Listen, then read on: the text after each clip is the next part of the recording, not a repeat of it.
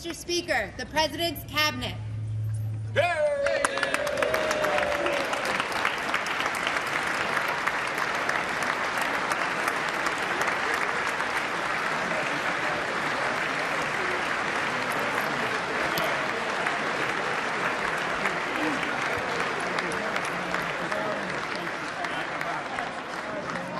That's true. I should have done better. I should have done way better.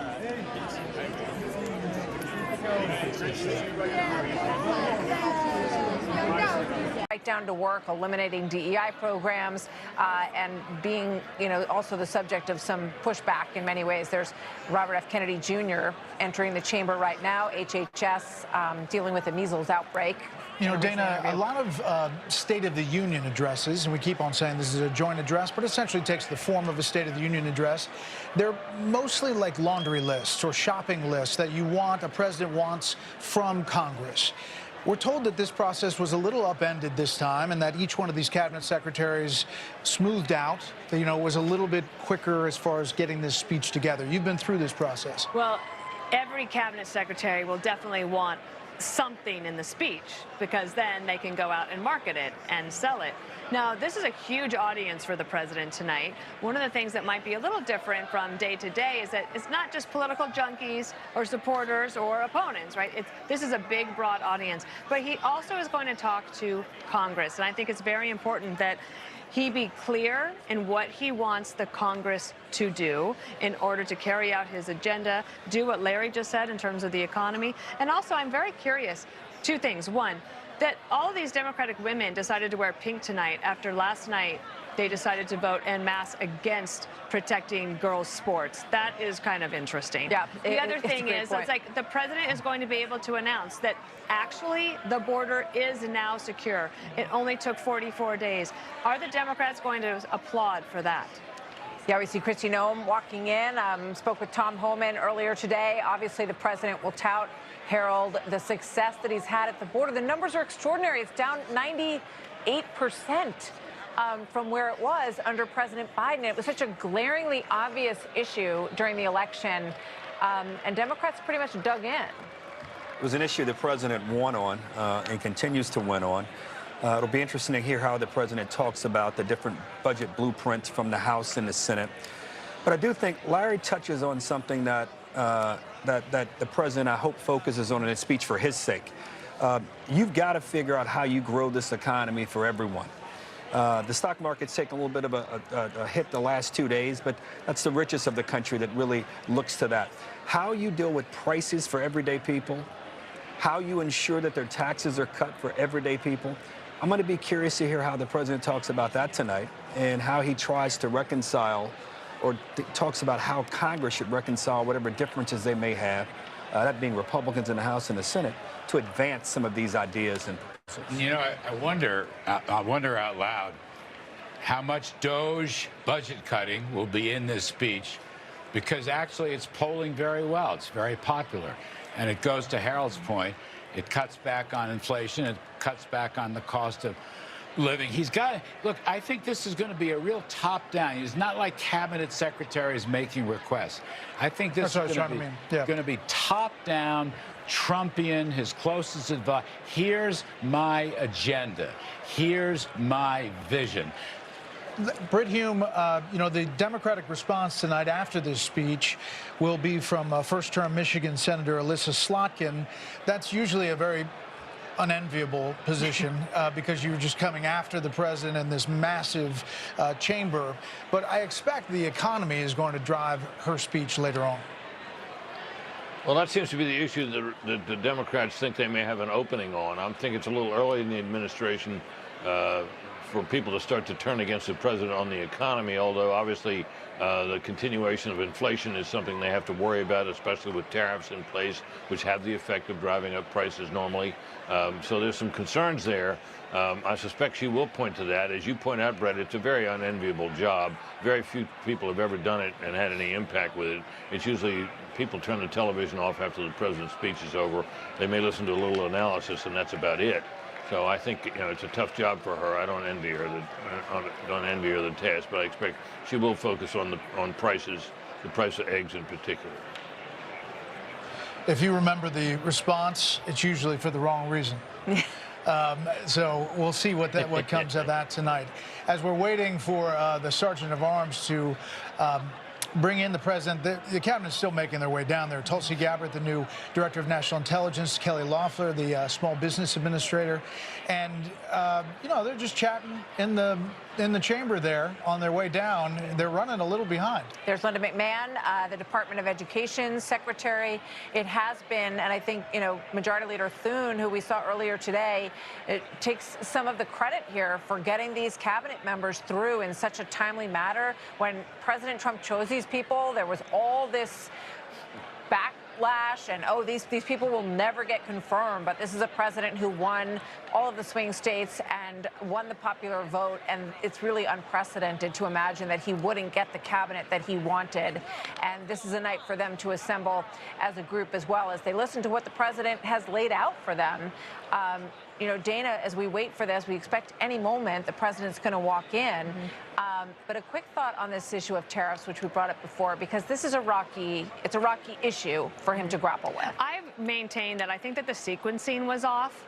I feel that, I know that President Trump has talked about tariffs a lot, but mainly when he talked to a broad audience like this and during the campaign, it was about high prices, inflation, and the economy and jobs, the border, and crime.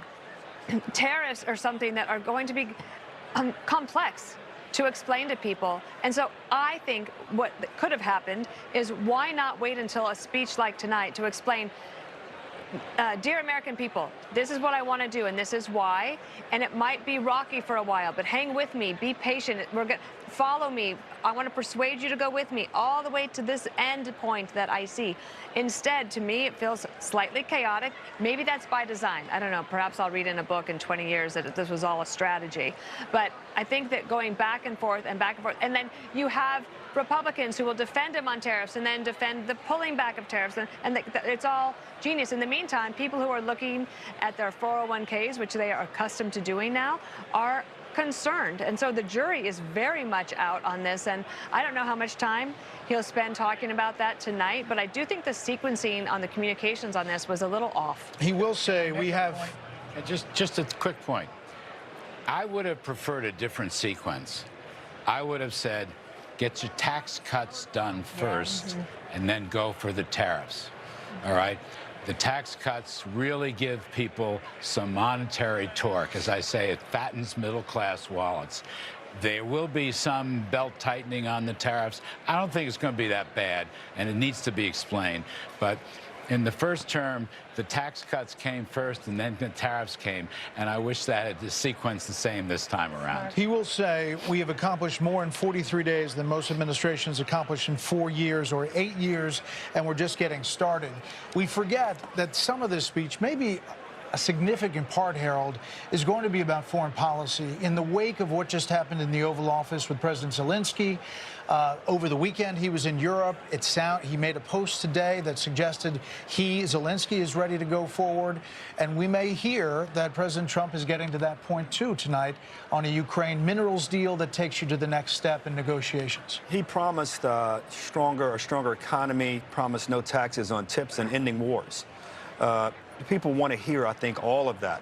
We were all alarmed last week. You had a great week last week, Brett, as you interviewed those 3 leaders. To see that meeting end like it did had to be disheartening for the president, both presidents. So if he talks about that tonight with some progress, that he can talk about a mineral deal being closer, I think it'd be good for him. It'd be good for our security guarantee, that the architecture we built in Europe and for Ukraine. So we hear the gavel from Speaker Johnson, and we are ready for the Sergeant at Arms, William McFarland, to announce the president.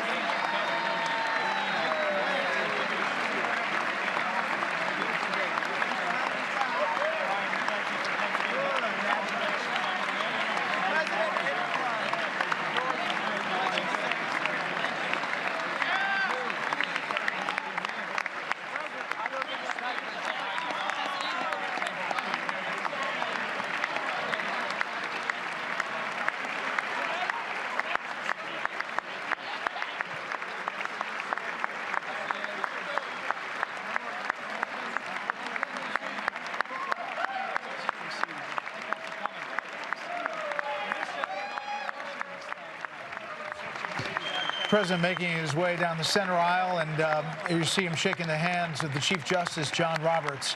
A significant moment there as he passes by Brett Kavanaugh and the other, Elena Kagan and the other members of the Supreme Court. Britt, you know, going down that aisle, we remember all of the people who used to pack into that aisle, including the late Sheila Jackson Lee from Texas.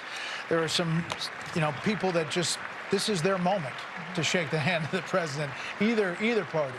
Yeah, and it doesn't really seem to matter too much how they feel at any other time about the president. There's always a certain number of members of the Congress who are selfie seekers, and they will crowd the edge of that aisle so that they can get themselves a picture with the president or shake his hand or be acknowledged by him.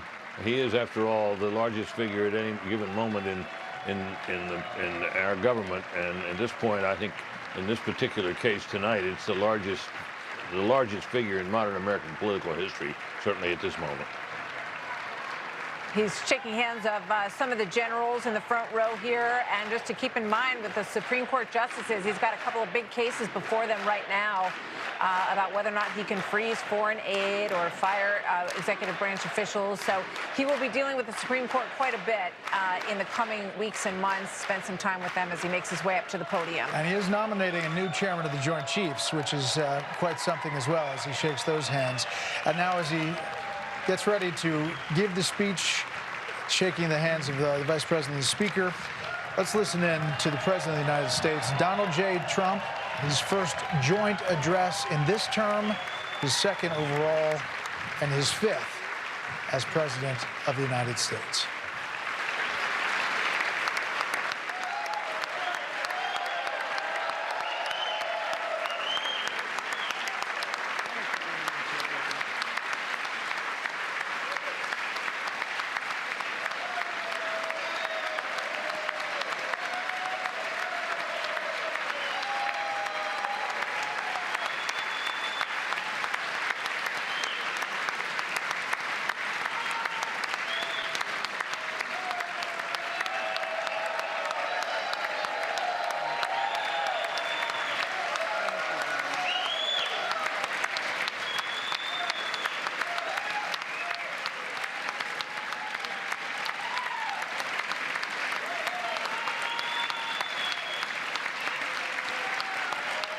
Thank you.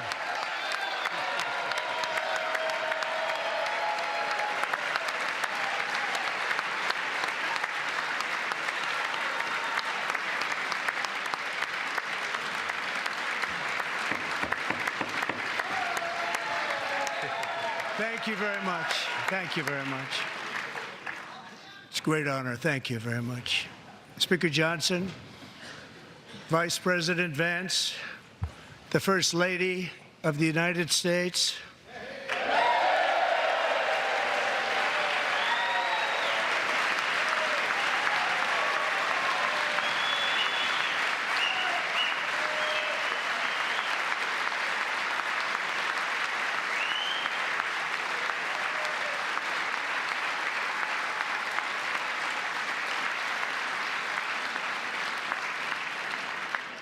members of the United States Congress, thank you very much.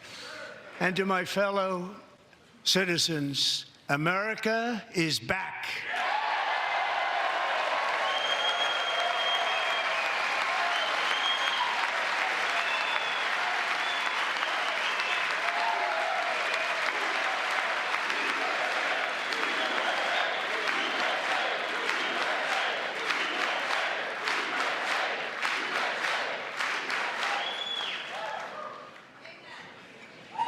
Six weeks ago, I stood beneath the dome of this Capitol and proclaimed the dawn of the golden age of America. From that moment on, it has been nothing but swift and unrelenting action to usher in the greatest and most successful era in the history of our country. We have accomplished more in 43 days than most administrations accomplished in 4 years or 8 years, and we are just getting started.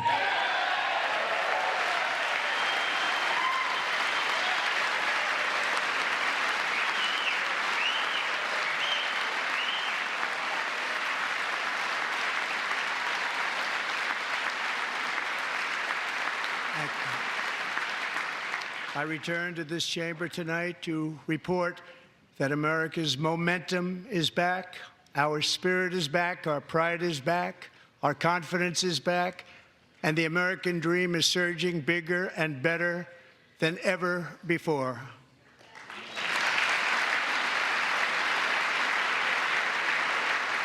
The American dream is unstoppable, and our country is on the verge of a comeback, the likes of which the world has never witnessed and perhaps will never witness again. There's never been anything like it. The presidential election of November 5th was a mandate like has not been seen in many decades. We won all 7 swing states, giving us an electoral college victory of 312 votes.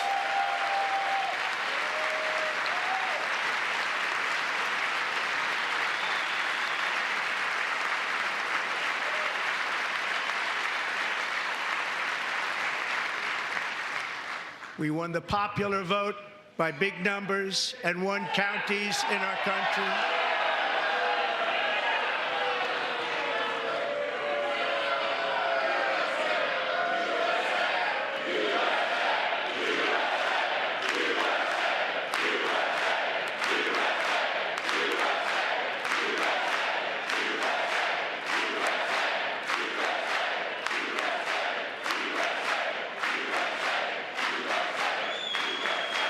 And won counties in our country, 2,700 to 525, on a map that reads almost completely red for Republican.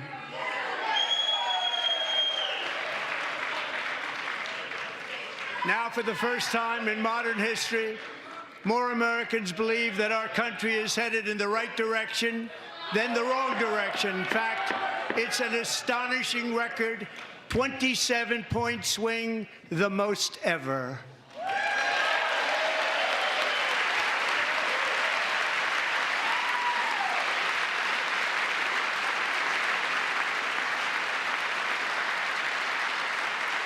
Likewise, small business optimism saw its single largest one-month gain ever recorded, a 41-point jump.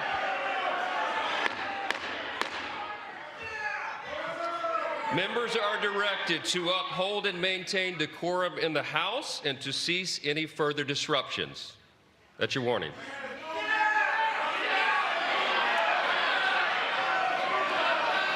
Members are engaging in willful and continuing breach of decorum, and the chair is prepared to direct the Sergeant-at-Arms to restore order to the joint session.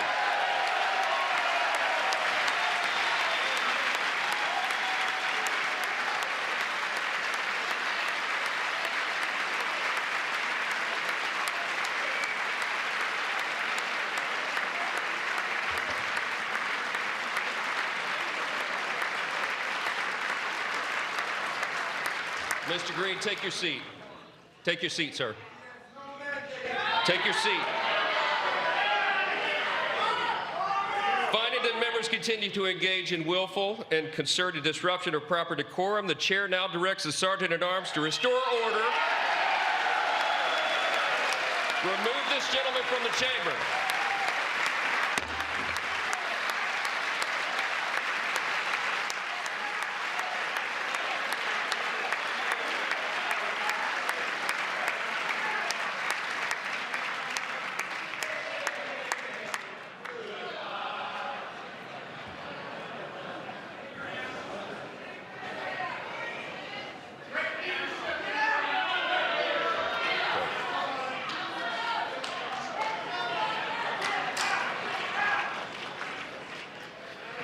Members are directed to uphold and maintain decorum in the House. Mr. President, you continue. Thank you. Over the past 6 weeks, I have signed nearly 100 executive orders and taken more than 400 executive actions, a record, to restore common sense, safety, optimism, and wealth all across our wonderful land. The people elected me to do the job, and I'm doing it.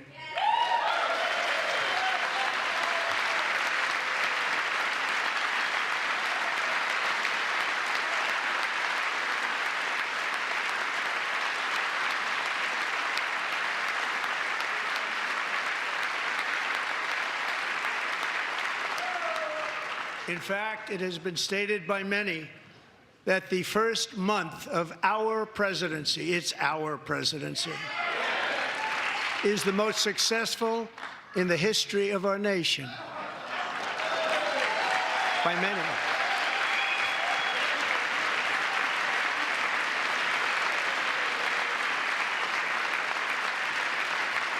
And what makes it even more impressive is that, do you know who number 2 is?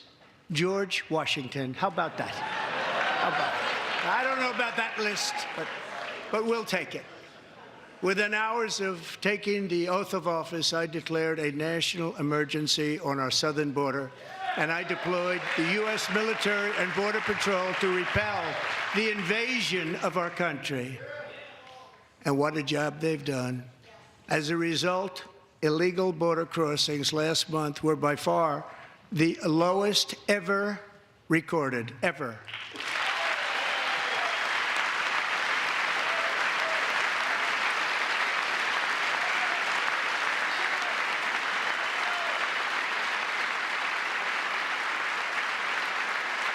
They heard my words and they chose not to come. Much easier that way. In comparison, under Joe Biden, the worst president in American history, there were hundreds of thousands of illegal crossings a month, and virtually all of them, including murderers, drug dealers, gang members, and people from mental institutions and insane asylums, were released into our country. Who would want to do that? This is my 5th such speech to Congress.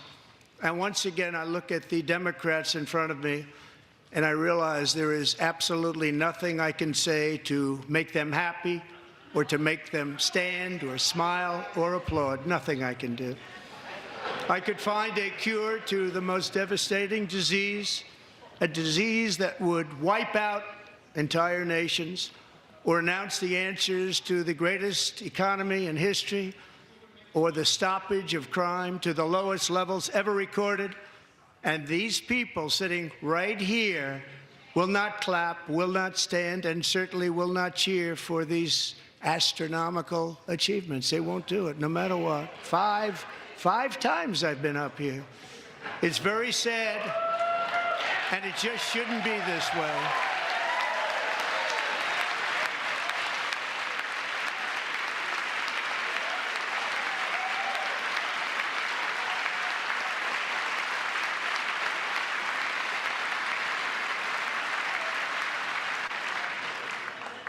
So Democrats sitting before me, for just this one night, why not join us in celebrating so many incredible wins for America? For the good of our nation, let's work together and let's truly make America great again.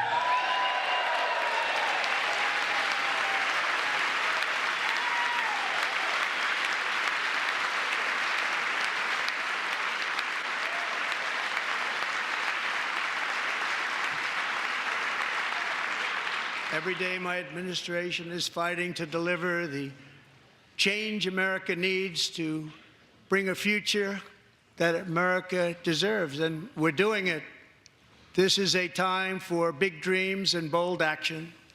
Upon taking office, I imposed an immediate freeze on all federal hiring, a freeze on all new federal regulations, and a freeze on all foreign aid.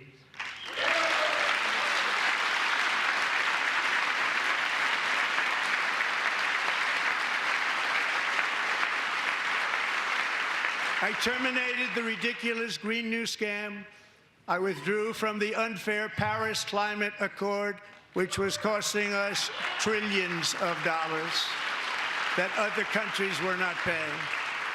I withdrew from the corrupt World Health Organization.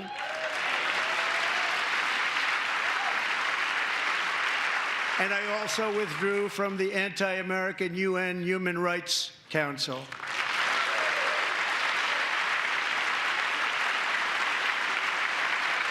We ended all of Biden's environmental restrictions that were making our country far less safe and totally unaffordable.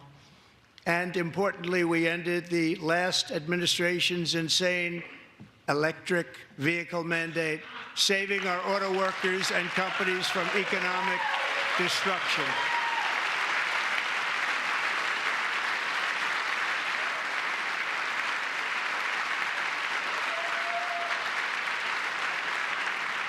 To unshackle our economy, I have directed that for every one new regulation, 10 old regulations must be eliminated, just like I did in my very successful first term.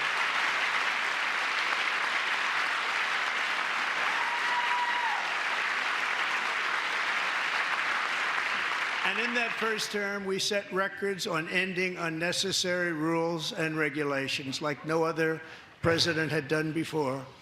We ordered all federal workers to return to the office. They will either show up for work in person or be removed from their job.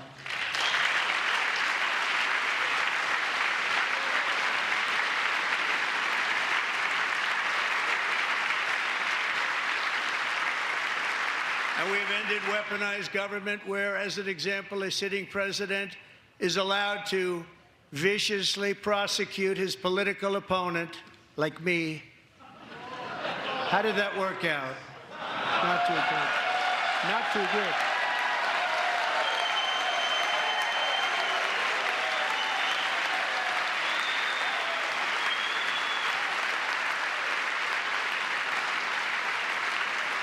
And I have stopped all government censorship and brought back free speech in America. It's back.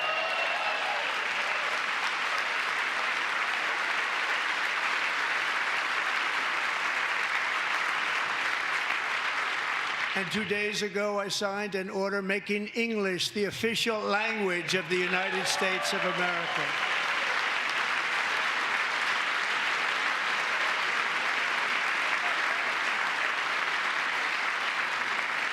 I renamed the Gulf of Mexico the Gulf of America.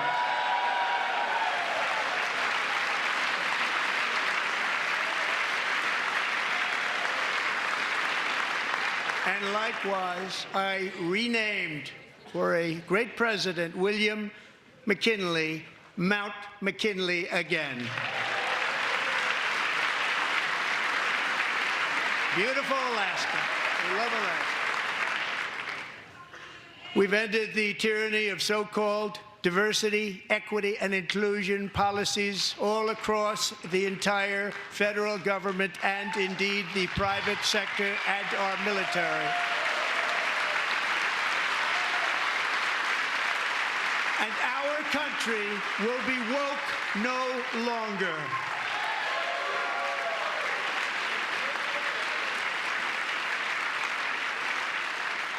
We believe that whether you are a doctor, an accountant, a lawyer, or an air traffic controller, you should be hired and promoted based on skill and competence, not race or gender.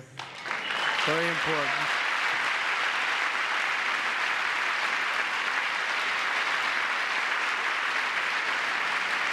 You should be hired based on merit. And the Supreme Court, in a brave and very powerful decision, has allowed us to do so. Thank you. Thank you very much. Thank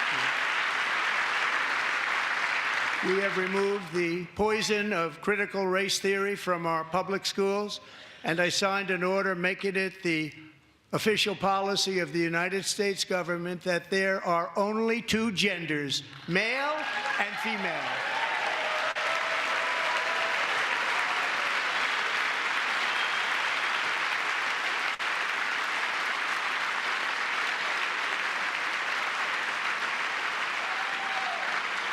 I also signed an executive order to ban men from playing in women's sports.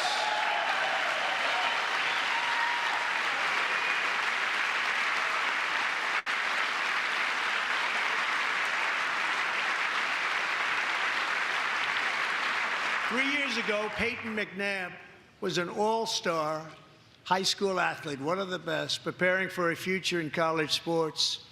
But when her girls' volleyball match was invaded by a male, he smashed the ball so hard in Peyton's face, causing traumatic brain injury, partially paralyzing her right side, and ending her athletic career. It was a shot like she's never seen before. She's never seen anything like it. Peyton is here tonight in the gallery, and Peyton, from now on, schools will kick the men off the girls' team, or they will lose all federal funding.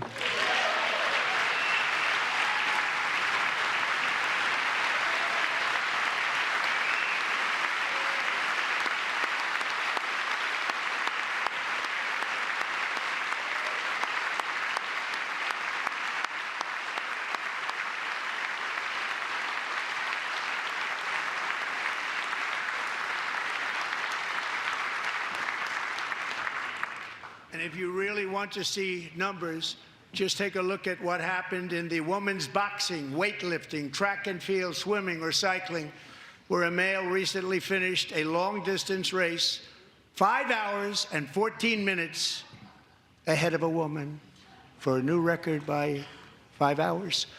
Broke the record by 5 hours. It's demeaning for women, and it's very bad for our country. We're not going to put up with it any longer.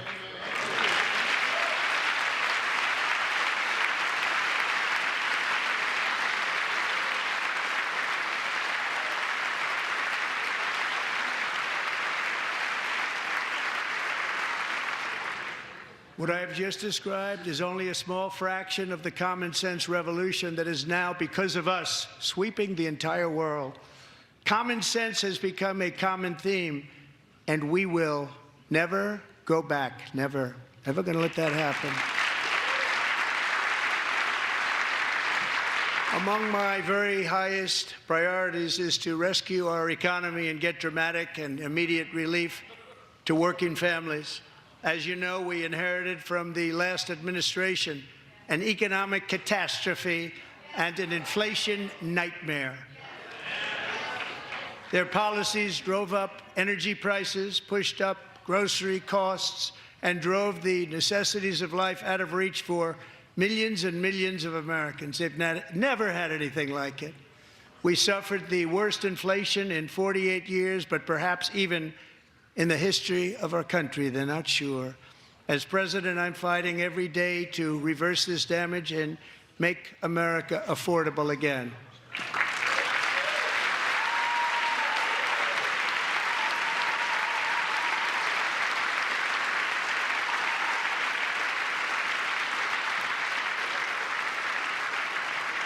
Joe Biden especially let the price of eggs get out of control. The egg price is out of control, and we're working hard to get it back down. Secretary, do a good job on that. You inherited a total mess from the previous administration. Do a good job.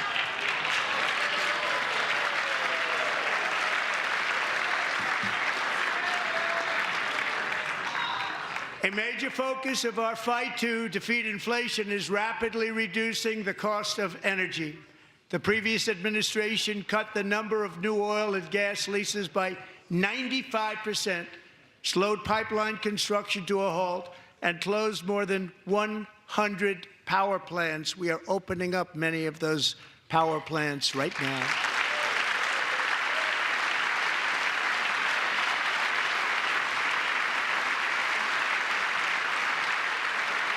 And frankly, we have never seen anything like it. That's why on my first day in office, I declared a national energy emergency. As you've heard me say many times, we have more liquid gold under our feet than any nation on earth, and by far.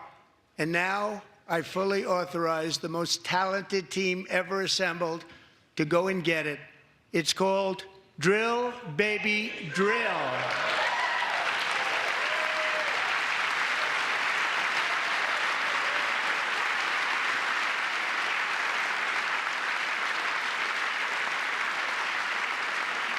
My administration is also working on a gigantic natural gas pipeline in Alaska, among the largest in the world, where Japan, South Korea, and other nations want to be our partner with investments of trillions of dollars each. There's never been anything like that one. It will be truly spectacular. It's all set to go. The permitting is gotten. And later this week, I will also take historic action to dramatically expand production of critical minerals and rare earths here in the USA.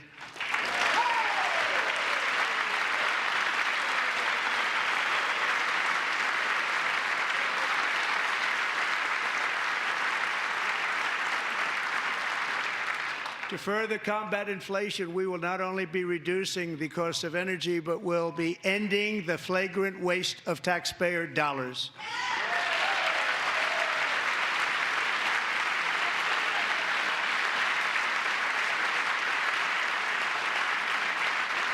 And to that end, I have created the brand new Department of Government Efficiency, DOGE. Perhaps you've heard of it. Perhaps.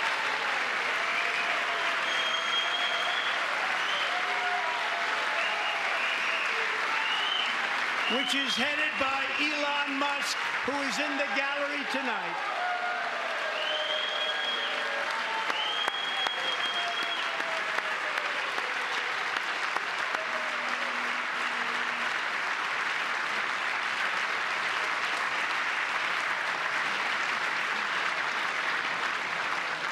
Thank you, Elon. He's working very hard. He didn't need this.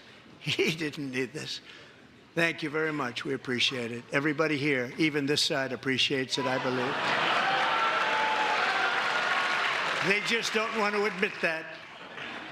Just listen to some of the appalling waste we have already identified.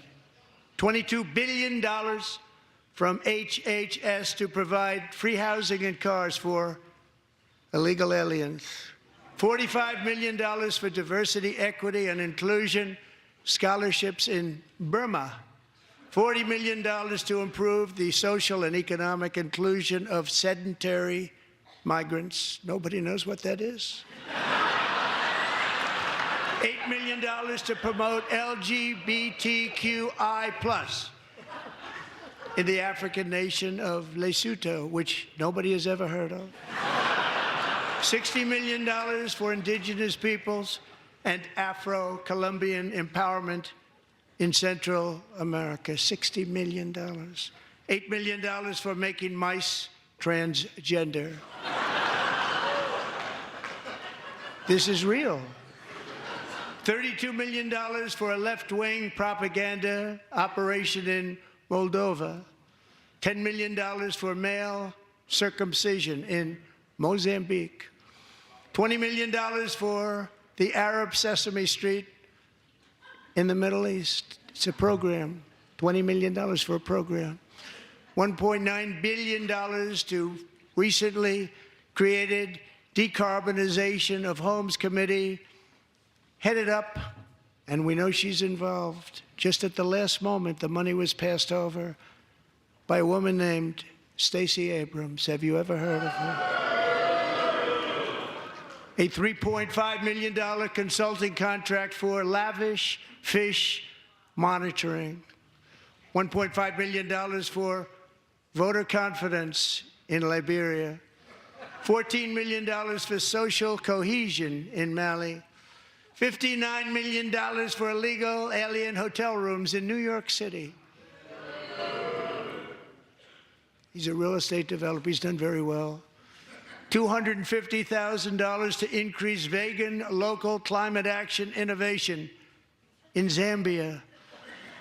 $42 million for social and behavior change in Uganda. $14 million for improving public procurement in Serbia.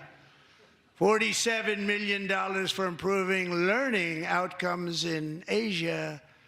Asia's doing very well with learning. You know what we're doing. Should use it ourselves. And $101 million for DEI contracts at the Department of Education. The most ever paid, nothing even like it. Under the Trump administration, all of these scams, and they're far worse, but I didn't think it was appropriate to talk about them. They're so bad. Many more have been found out and exposed and swiftly terminated by a group of very intelligent, mostly young people. headed up by Elon, and we appreciate it. We found hundreds of billions of dollars of fraud.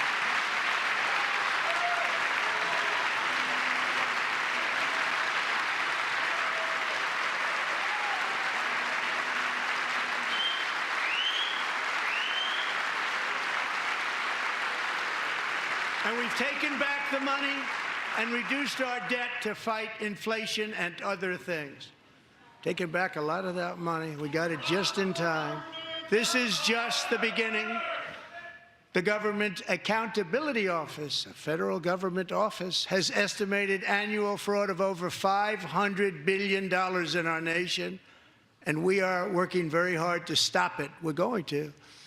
We're also identifying shocking levels of incompetence and probable fraud in the Social Security program for our seniors, and that our seniors and people that we love rely on.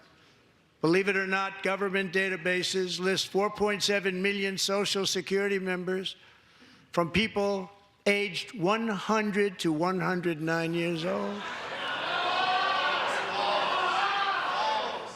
It lists 3.6 million people from ages 110 to 119. I don't know any of them. I know some people that are rather elderly, but not quite that elderly. 3.47 million people from ages 120 to 129. 3.9 million people from ages 130 to 139. 3.5 million people from ages 140 to 149. And money is being paid to many of them. And we're searching right now. In fact, Pam, good luck. Good luck. You're going to find it. But a lot of money is paid out to people because it just keeps getting paid, and nobody does. And it really hurts Social Security and hurts our country. 1.3 million people from ages 150 to 159, and over 130,000 people, according to the Social Security databases, are age over 160 years old. We have a healthier country than I thought, Bobby.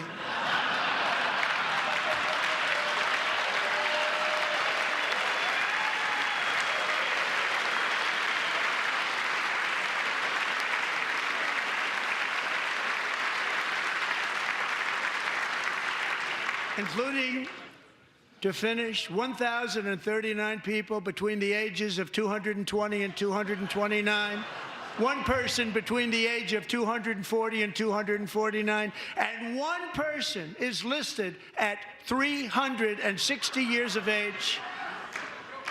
More than 100 years older than our country. But we're going to find out where that money's going, and it's not going to be pretty. By slashing all of the fraud, waste, and theft we can find, we will defeat inflation, bring down mortgage rates, lower car payments and grocery prices, protect our seniors, and put more money in the pockets of American families.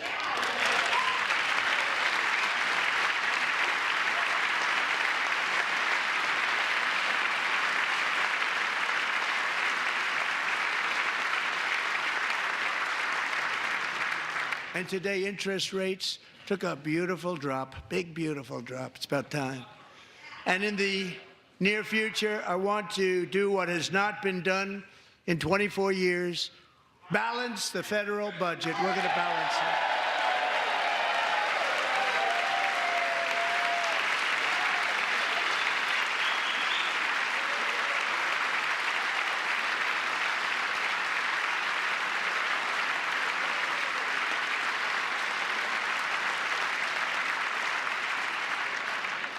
With that goal in mind, we have developed in great detail what we are calling the Gold Card, which goes on sale very, very soon. For $5 million, we will allow the most successful job-creating people from all over the world to buy a path to U.S. citizenship. It's like the green card, but better and more sophisticated. And these people will have to pay tax in our country. They won't have to pay tax from where they came. The money that they've made, you wouldn't want to do that, but they have to pay tax, create jobs. They'll also be taking people out of colleges and paying for them so that we can keep them in our country instead of having them being forced out.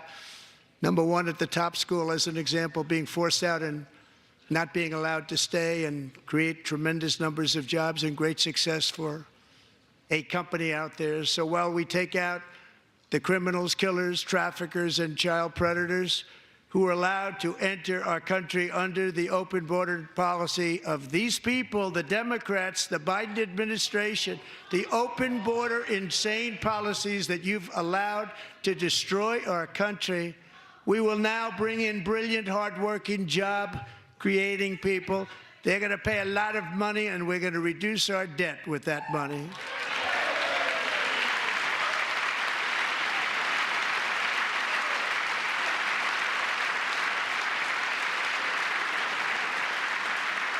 Americans have given us a mandate for bold and profound change.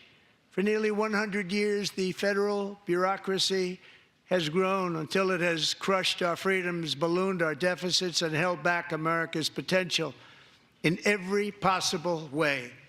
The nation founded by pioneers and risk-takers now drowns under millions and millions of pages of regulations and debt. Approvals that should take 10 days to get instead take 10 years, 15 years, and even 20 years before you're rejected. Meanwhile, we have hundreds of thousands of federal workers who have not been showing up to work. My administration will reclaim power from this unaccountable bureaucracy, and we will restore true democracy to America again.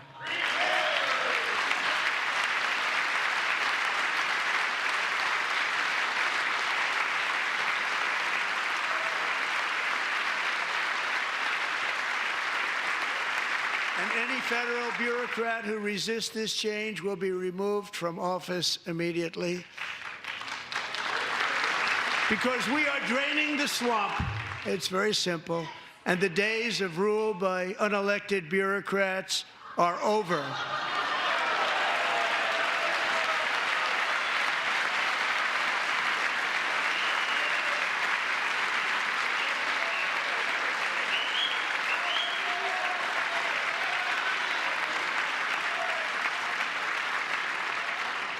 And the next phase of our plan to deliver the greatest economy in history is for this Congress to pass tax cuts for everybody. They're in there. They're waiting for you to vote. And I'm sure that the people on my right, I don't mean the Republican right, but my right here, I'm sure you're going to vote for those tax cuts, because otherwise I don't believe the people will ever vote you into office. So I'm doing you a big favor by telling you that. But I know this group is going to be voting for the tax.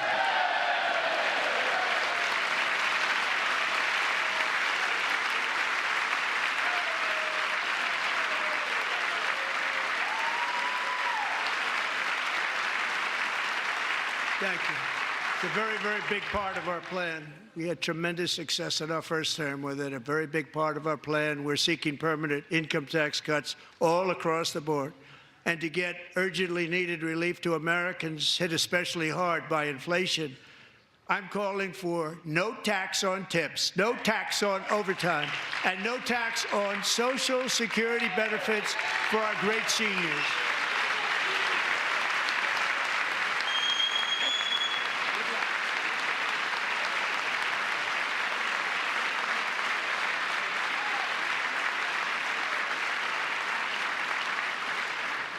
And I also want to make interest payments on car loans tax deductible, but only if the car is made in America.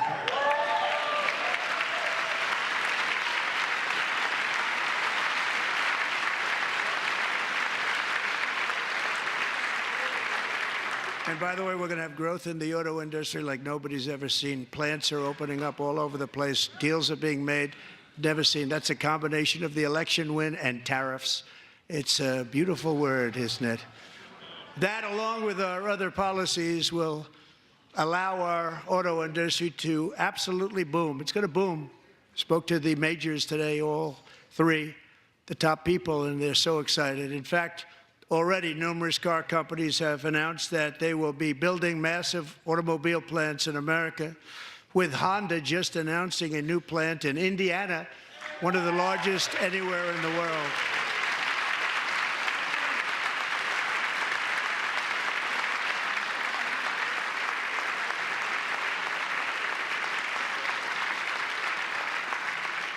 And this has taken place since our great victory on November 5th, a date which will hopefully go down as one of the most important in the history of our country.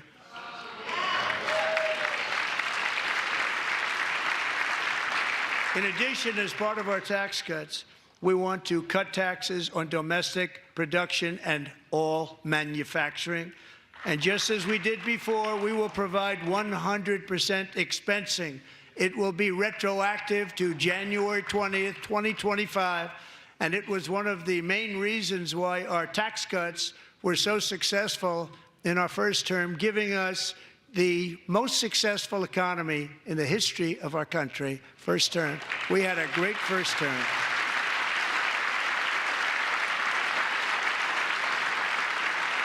If you don't make your product in America, however, under the Trump administration, you will pay a tariff, and in some cases, a rather large one. Other countries have used tariffs against us for decades, and now it's our turn to start using them against those other countries. On average, the European Union, China, Brazil, India, Mexico, and Canada, have you heard of them? And countless other nations charge us tremendously higher tariffs than we charge them. It's very unfair. India charges us auto tariffs higher than 100%. China's average tariff on our products is twice what we charge them. And South Korea's average tariff is 4 times higher. Think of that, 4 times higher. And we give so much help militarily and in so many other ways to South Korea, but that's what happens. This is happening by friend and foe. This system is not fair to the United States and never was, and so on April 2nd, I wanted to make it April 1st, but I didn't want to be accused of April Fool's Day. That's not, just one day cost us a lot of money. But we're going to do it in April. I'm a very superstitious person. April 2nd, reciprocal tariffs kick in. And whatever they tariff us, other countries, we will tariff them. That's reciprocal, back and forth. Whatever they tax us, we will tax them. If they do non-monetary tariffs to keep us out of their market, then we will do non-monetary barriers to keep them out of our market. There's a lot of that, too. They don't even allow us in their market. We will take in trillions and trillions of dollars and create jobs like we have never seen before. I did it with China, and I did it with others, and the Biden administration couldn't do anything about it because there was so much money they couldn't do anything about it. We have been ripped off for decades by nearly every country on earth, and we will not let that happen any longer.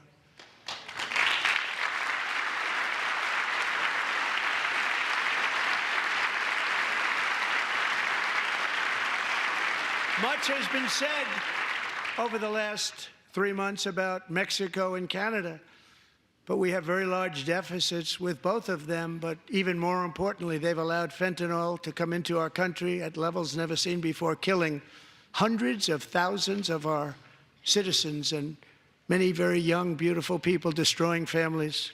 Nobody's ever seen anything like it. They are, in effect, receiving subsidies of hundreds of billions of dollars. We pay subsidies to Canada and to Mexico of hundreds of billions of dollars, and the United States will not be doing that any longer. We're not going to do it any longer.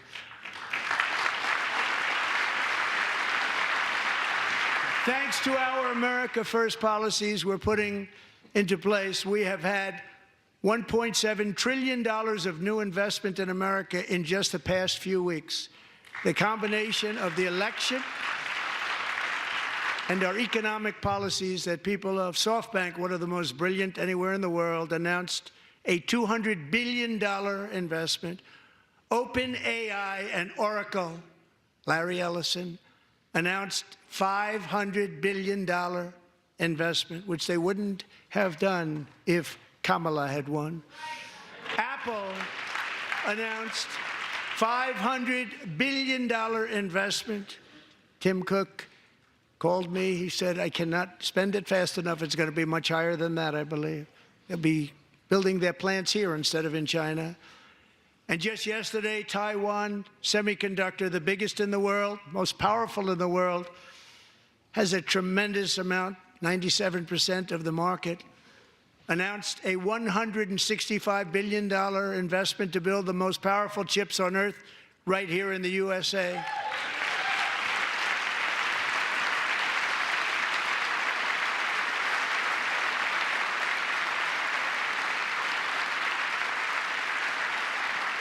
And we're not giving them any money. Your CHIPS Act is a horrible, horrible thing. We give hundreds of billions of dollars, and it doesn't mean a thing. They take our money and they don't spend it.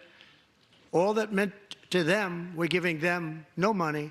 All that was important to them was they didn't want to pay the tariffs, so they came and they're building, and many other companies are coming. We don't have to give them money. We just want to protect our businesses and our people. And they will come because they won't have to pay tariffs if they build in America. So it's very amazing. You should get rid of the CHIP Act, and whatever's left over, Mr. Speaker, you should use it to reduce debt or any other reason you want to.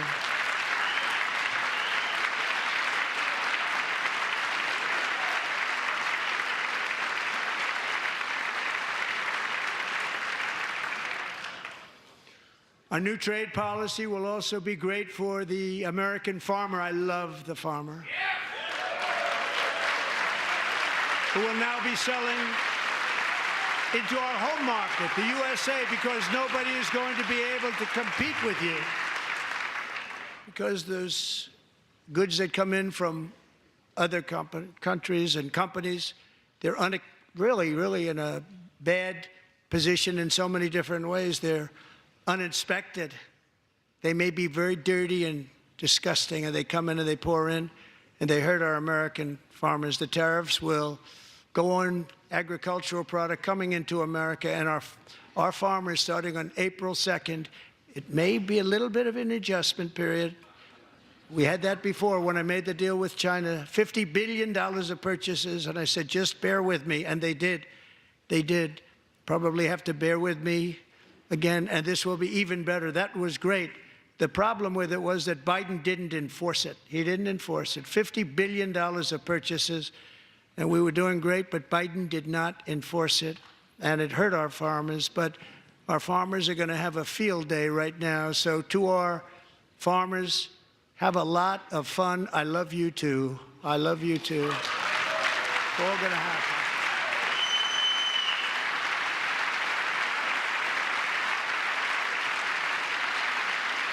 And I have also imposed a 25% tariff on foreign aluminum, copper, lumber, and steel, because if we don't have, as an example, steel and lots of other things, we don't have a military, and frankly, we just won't have a country very long. Here today is a proud American steelworker, fantastic person from Decatur, Alabama, Jeff Denard. Has been working at the same steel plant for 27 years in a job that has allowed him to serve as the captain of his local volunteer fire department, raise 7 children with his beautiful wife, Nicole, and over the years provide a loving home for more than 40 foster children. So great, Jeff.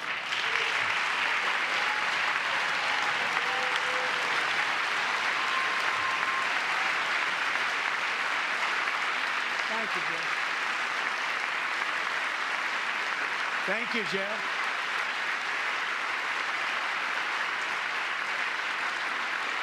Stories like Jeff's remind us that tariffs are not just about protecting American jobs.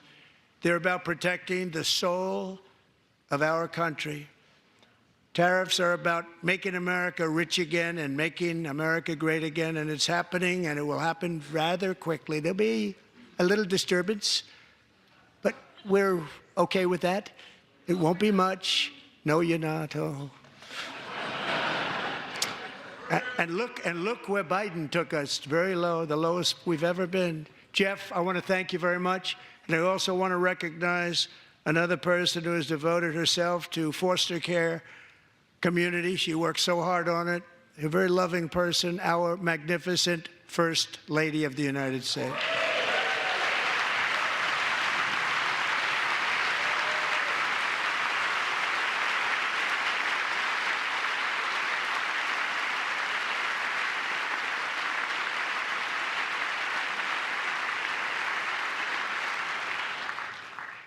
Melania's work has yielded incredible results, helping prepare our nation's future leaders as they enter the workforce.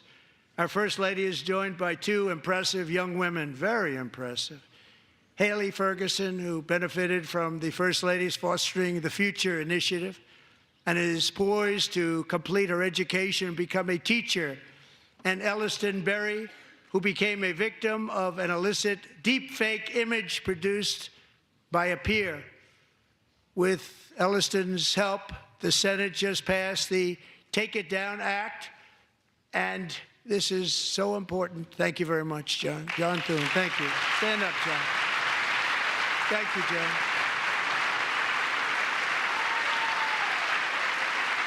Thank you all very much.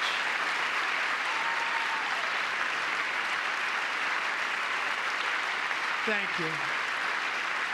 And thank you to John Thune and the Senate. Great job. To criminalize the publication of such images online is a terrible, terrible thing. And once it passes the House, I look forward to signing that bill into law. Thank you. And I'm going to use that bill for myself, too, if you don't mind. Because nobody gets treated worse than I do online. Nobody. That's great. Thank you very much to the Senate. Thank you. But if we truly care about protecting Americans' children, no step is more crucial than securing America's borders. Over the past 4 years, 21 million people poured into the United States. Many of them were murderers, human traffickers, gang members, and other criminals from the streets of dangerous cities all throughout the world. Because of Joe Biden's insane and very dangerous open border policies, they are now strongly embedded in our country, but we are getting them out and getting them out fast.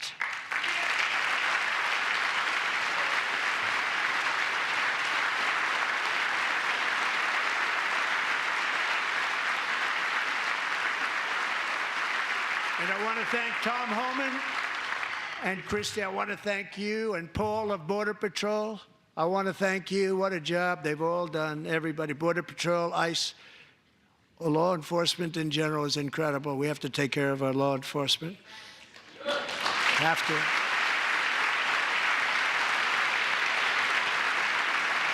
Last year,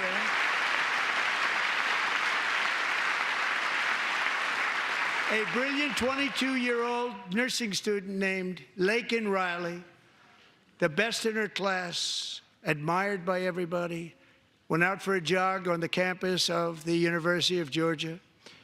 That morning, Laken was viciously attacked, assaulted, beaten, brutalized, and horrifically murdered.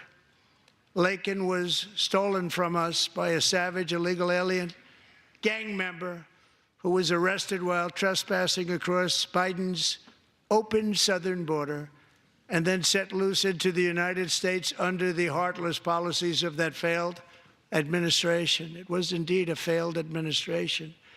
He had then been arrested and released in a Democrat-run sanctuary city, a disaster, before ending the life of this beautiful young angel. With us this evening are Laken's beloved mother, Allison, and her sister, Lauren.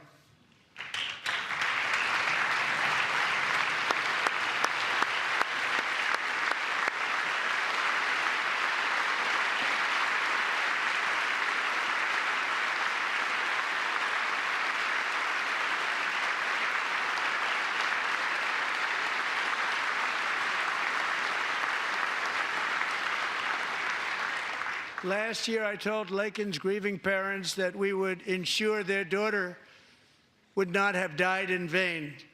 That's why the very first bill I signed into law as your 47th president mandates the detention of all dangerous criminal aliens who threaten public safety. It's a very strong, powerful act.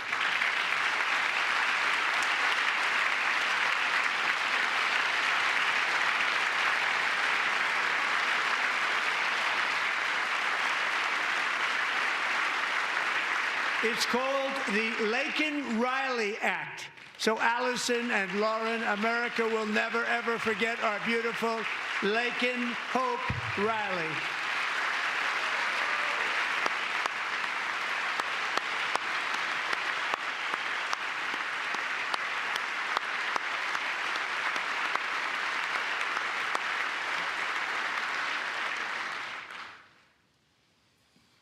Thank you very much. Since taking office, my administration has launched the most sweeping border and immigration crackdown in American history, and we quickly achieved the lowest numbers of illegal border crossers ever recorded. Thank you.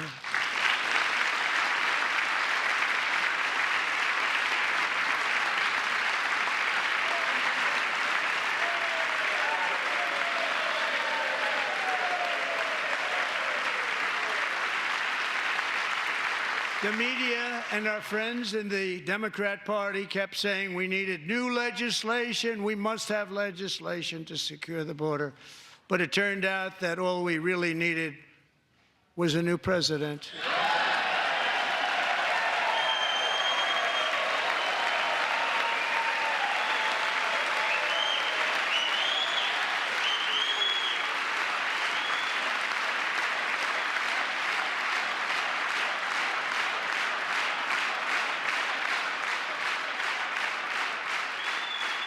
Thank you. Joe Biden didn't just open our borders, he flew illegal aliens over them to overwhelm our schools, hospitals, and communities throughout the country. Entire towns like Aurora, Colorado, and Springfield, Ohio, buckled under the weight of the migrant occupation and corruption like nobody's ever seen before. Beautiful towns destroyed. Now, just as I promised in my inaugural address, we are achieving the great liberation of America.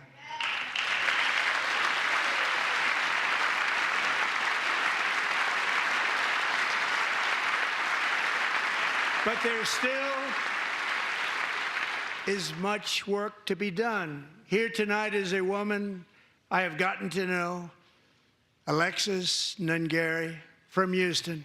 Wonderful woman. Last June, Alexis's 12-year-old daughter, her precious Jocelyn, walked to a nearby convenience store. She was kidnapped, tied up, assaulted for 2 hours under a bridge, and horrifically murdered. Arrested and charged with this heinous crime are 2 illegal alien monsters from Venezuela, released into America by the last administration through their ridiculous open border. The death of this beautiful 12-year-old girl and the agony of her mother and family touched our entire nation greatly. Alexis, I promised that we would always remember your daughter, your magnificent daughter, and earlier tonight I signed an order keeping my word to you. One thing I have learned about Jocelyn is that she loved animals so much. She loved nature. Across Galveston Bay, from where Jocelyn lived in Houston, you will find a magnificent national wildlife refuge, a pristine, peaceful, 34,000-acre sanctuary for all of God's creatures on the edge of the Gulf of America. Alexis, moments ago, I formally renamed that refuge in loving memory of your beautiful daughter, Jocelyn. So, Mr. Vice President, if you would, may I have the order?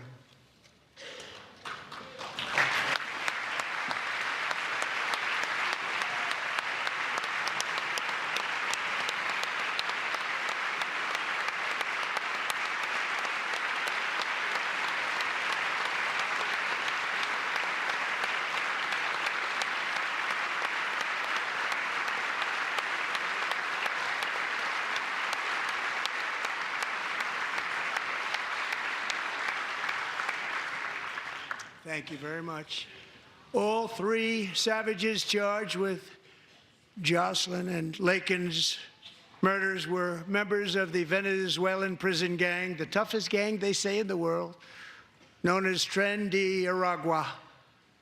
2 weeks ago, I officially designated this gang, along with MS-13 and the bloodthirsty Mexican drug cartels, as foreign terrorist organizations.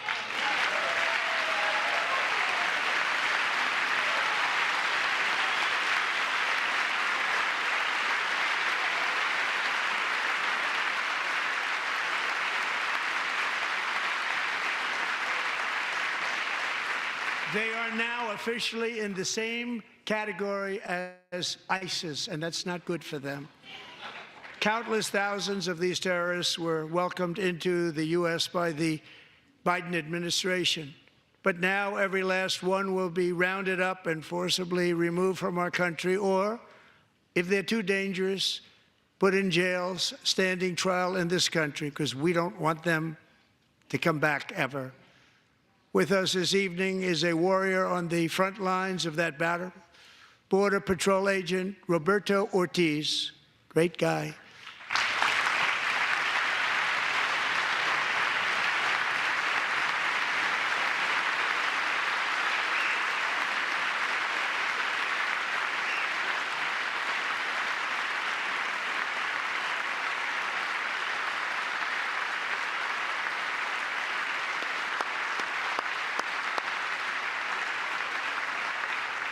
In January, Roberto and another agent were patrolling by the Rio Grande near an area known as Cartel Island. Doesn't sound too nice to me. When heavily armed gunmen started shooting at them, Roberto saw that his partner was totally exposed, at great danger, and he leapt into action, returning fire and providing crucial seconds for his fellow agent to seek safety, just barely. I have some of the prints of that event, and it was not good. Agent Ortiz, we salute you for your great courage and for your line of fire that you took and for the bravery that you showed. We honor you, and we will always honor you. Thank you, Roberto, very much.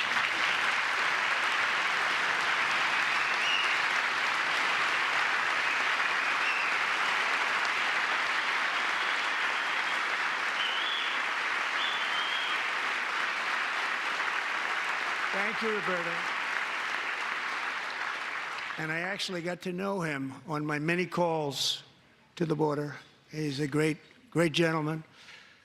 The territory to the immediate south of our border is now dominated entirely by criminal cartels that murder, rape, torture, and exercise total control. They have total control over a whole nation, posing a grave threat to our national security.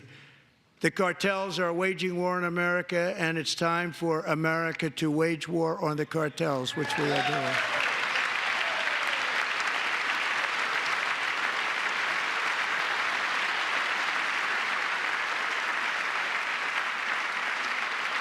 Five nights ago, Mexican authorities, because of our tariff policies being imposed on them, think of this, handed over to us 29 of the biggest cartel leaders in their country. That has never happened before. They want to make us happy. First time ever. But we need Mexico and Canada to do much more than they've done, and they have to stop the fentanyl and drugs pouring into the USA. They're going to stop it.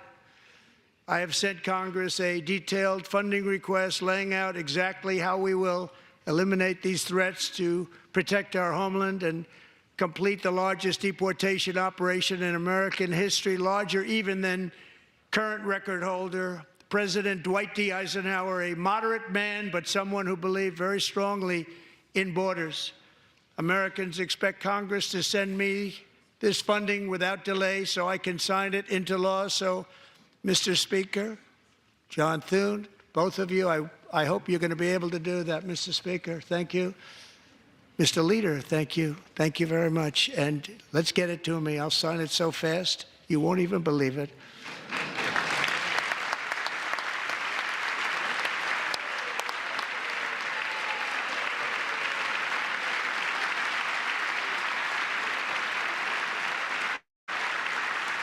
And as we reclaim our sovereignty, we must also bring back law and order to our cities and towns.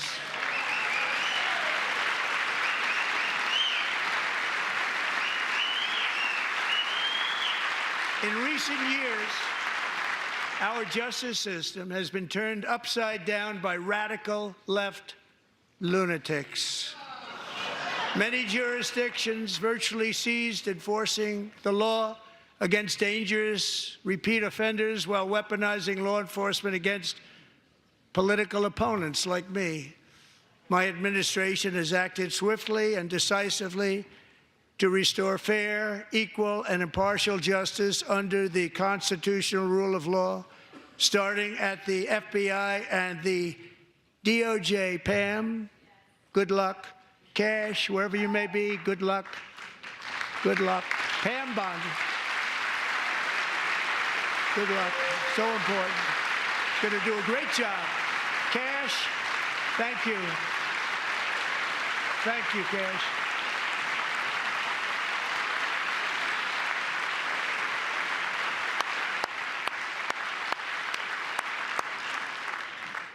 They've already started very strong. They're going to do a fantastic job. You're going to be very proud of them. We're also once again giving our police officers the support, protection, and respect they so dearly deserve. They have to get it. They have such a hard, dangerous job, but we're going to make it less dangerous. The problem is the bad guys don't respect the law, but they're starting to respect it, and they soon will respect it. This also includes our great fire departments throughout the country. Our firemen and women are unbelievable people, and we'll never forget them. And besides that, they voted for me in record numbers, so I have no choice.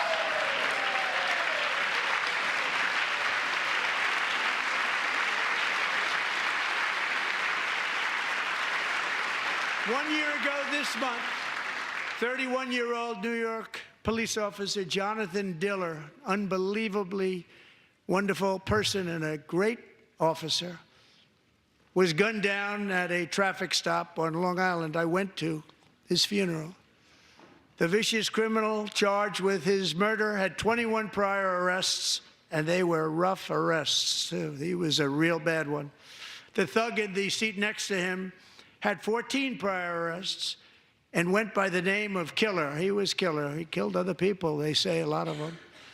I attended Officer Diller's service, and when I met his wife and one-year-old son, Ryan, it was very inspirational, actually. His widow's name is Stephanie, and she is here tonight. Stephanie, thank you very much, Stephanie. Thank you very much.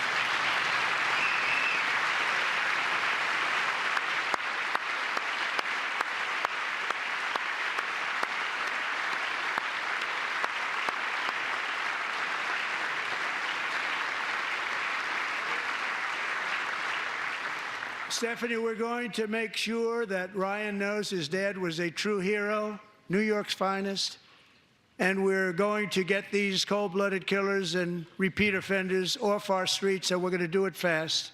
Got to stop it. They get out with 28 arrests. They push people into subway trains.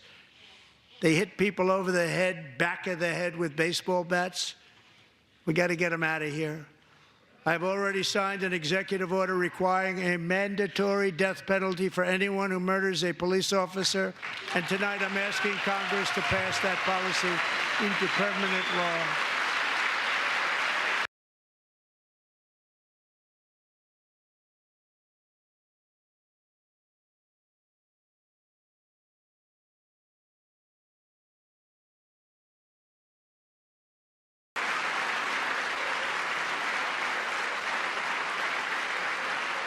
I'm also asking for a new crime bill getting tough on repeat offenders while enhancing protections for America's police officers so they can do their jobs without fear. Joining us in the gallery tonight is a young man who truly loves our police. His name is DJ Daniel. He is 13 years old, and he has always dreamed of becoming a police officer.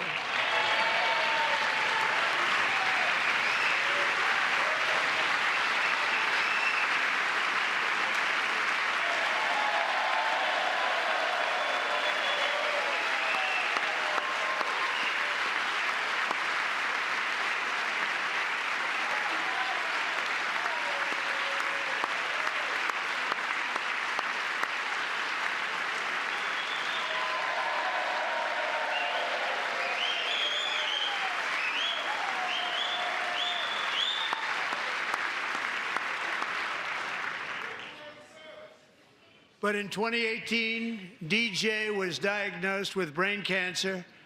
The doctors gave him 5 months at most to live. That was more than 6 years ago.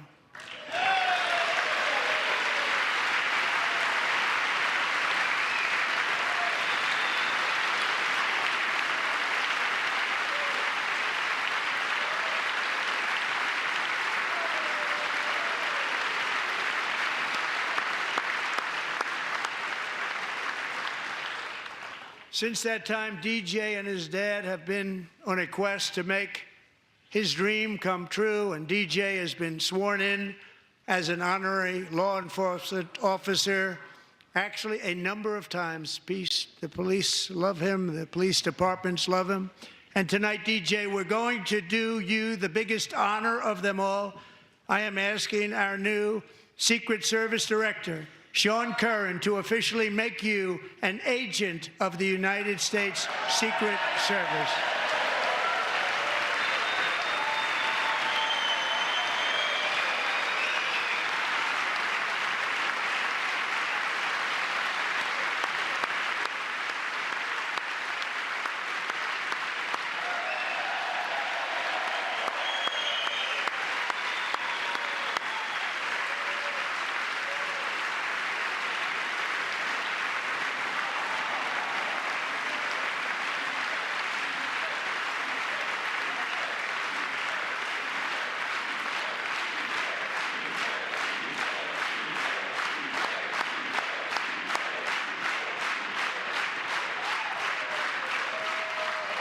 Thank you, DJ.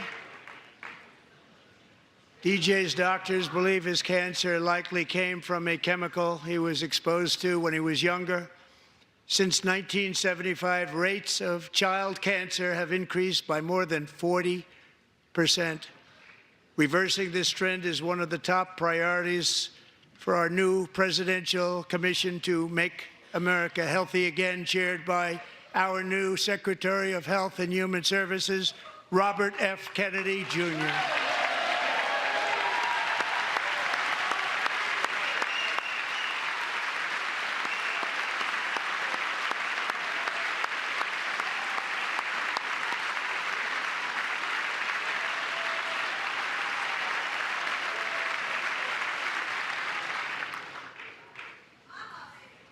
With the name Kennedy, you would have thought everybody over here would have been cheering. How quickly they forget.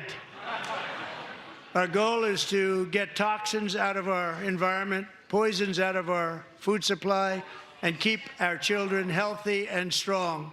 As an example, not long ago, and you can't even believe these numbers, 1 in 10,000 children had autism, 1 in 10,000. And now it's 1 in 36.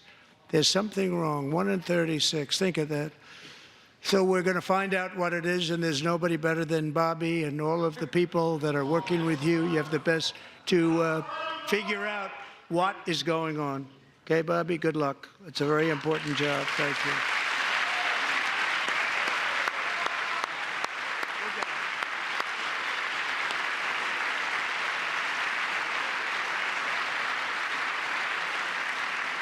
Thank you.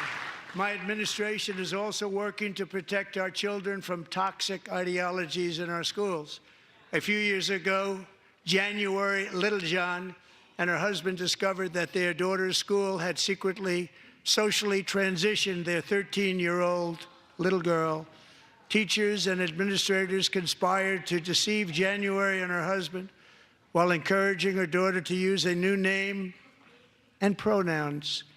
They, them pronoun, actually, all without telling January, who is here tonight and is now a courageous advocate against this form of child abuse. January, thank you. Thank you. Thank you very much.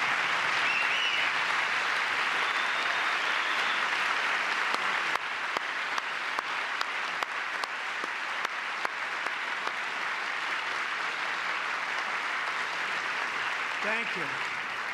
Stories like this are why, shortly after taking office, I signed an executive order banning public schools from indoctrinating our children with transgender ideology.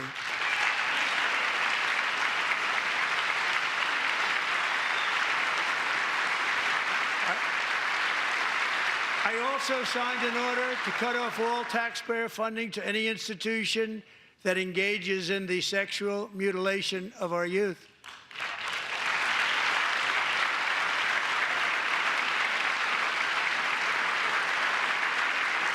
And now I want Congress to pass a bill permanently banning and criminalizing sex changes on children and forever ending the lie that any child is trapped in the wrong body. This is a big lie.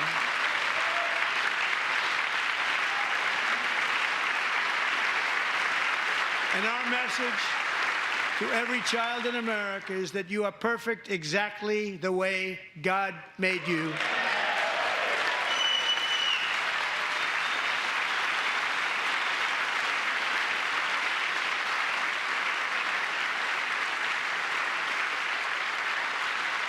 Because we're getting wokeness out of our schools and out of our military, and it's already out, and it's out of our society. We don't want it. Wokeness is trouble. Wokeness is bad. It's gone. It's gone. And we feel so much better for it, don't we? Don't we feel better? Our service members won't be activists and ideologues. They will be fighters and warriors. They will fight for our country. And Pete, congratulations. Secretary of Defense, congratulations.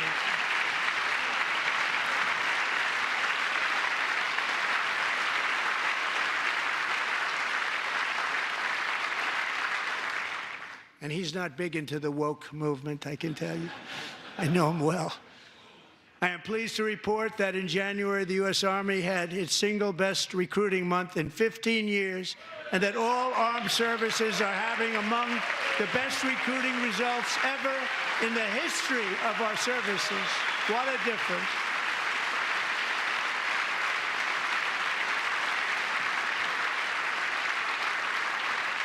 And you know, it was just a few months ago where the results were exactly the opposite. We couldn't recruit anywhere. We couldn't recruit.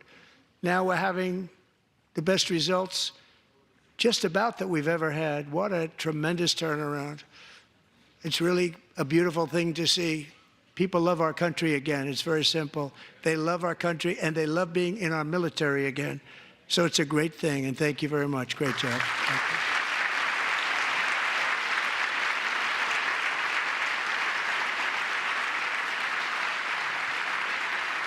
We're joined tonight by a young man, Jason Hartley, who knows the weight of that call of duty. Jason's father, grandfather, and great-grandfather all wore the uniform. Jason tragically lost his dad, who was also a Los Angeles County Sheriff's deputy when he was just a boy, and now he wants to carry on the family legacy of service. Jason is a senior in high school, a six-letter varsity athlete, a really good athlete, they say, a brilliant student with a 4.46, that's good, GPA. And his greatest dream is to attend the U.S. Military Academy at West Point.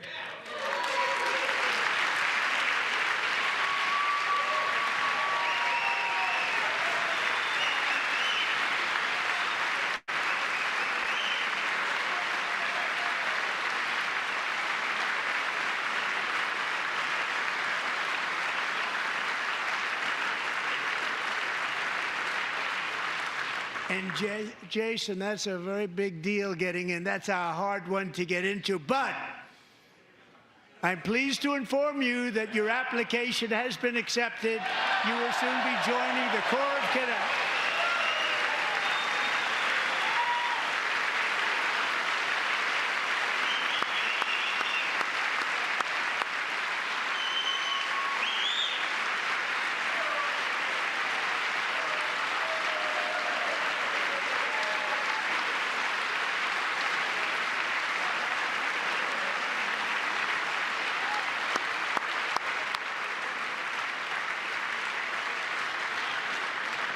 Thank you. Jason, you're going to be on the long gray line, Jason. As Commander-in-Chief, my focus is on building the most powerful military of the future. As a first step, I'm asking Congress to fund a state-of-the-art Golden Dome missile defense shield to protect our homeland, all made in the USA.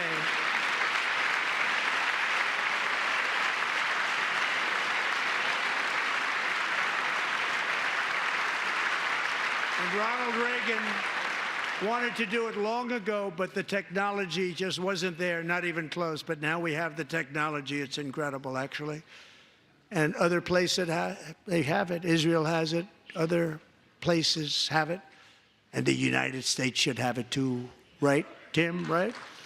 They should have it too. So I want to thank you. But it's a very, very important. This is a very dangerous world. We should have it. We want to be protected, and we're going to protect our citizens like never before.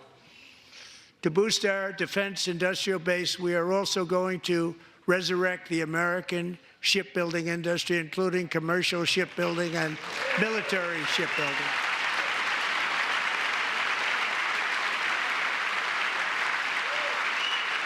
And for that purpose, I am announcing tonight that we will create a new Office of Shipbuilding in the White House and offer special tax incentives to bring this industry home to America where it belongs. We used to make so many ships. We don't make them anymore very much, but we're going to make them very fast, very soon. It will have a huge impact. To further enhance our national security, my administration will be reclaiming the Panama Canal, and we've already started doing it.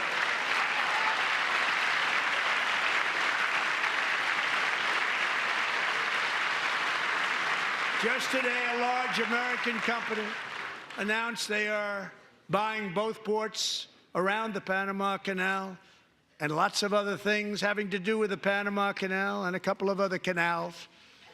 The Panama Canal was built by Americans for Americans, not for others, but others could use it. But it was built at tremendous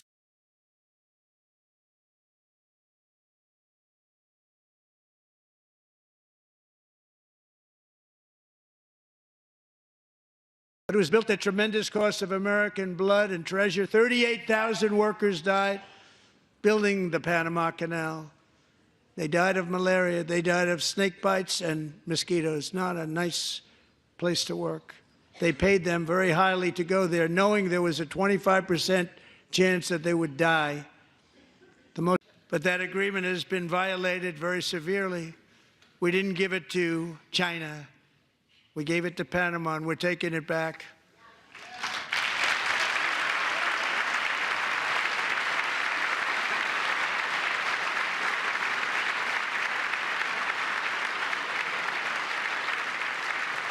And we have Marco Rubio in charge. Good luck, Marco. Now, we know who to blame if anything goes wrong. Marco's been amazing, and he's going to do a great job. Think of it, he got 100 votes. You know, he was approved with actually 99, but the 100th was this gentleman, and I feel very certain. So let's assume he got 100 votes, and I'm either very, very happy about that or I'm very concerned about it. But he's already proven. I mean, he's a great gentleman. He's respected by everybody, and we appreciate you voting for Marco.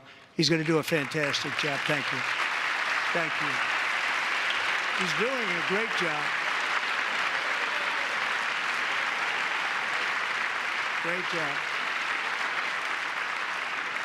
And I also have a message tonight for the incredible people of Greenland. We strongly support your right to determine your own future. And if you choose, we welcome you into the United States of America. We need Greenland for national security and even international security, and we're working with everybody involved to try and get it. But we need it really for international world security. And I think we're going to get it. One way or the other, we're going to get it. We will keep you safe. We will make you rich, and together we will take Greenland to heights like you have never thought possible before. It's a very small population, but very, very large piece of land and very, very important for military security. America is once again standing strong against the forces of radical Islamic terrorism. 3.5 years ago, ISIS terrorists killed 13 American service members and countless others in the Abbey Gate bombing during the disastrous and incompetent withdrawal from Afghanistan. Not that they were withdrawing, it was the way they withdrew. Perhaps the most embarrassing moment in the history of our country. Tonight, I am pleased to announce that we have just apprehended the top terrorist responsible for that atrocity, and he is right now on his way here to face the swift sword of American justice.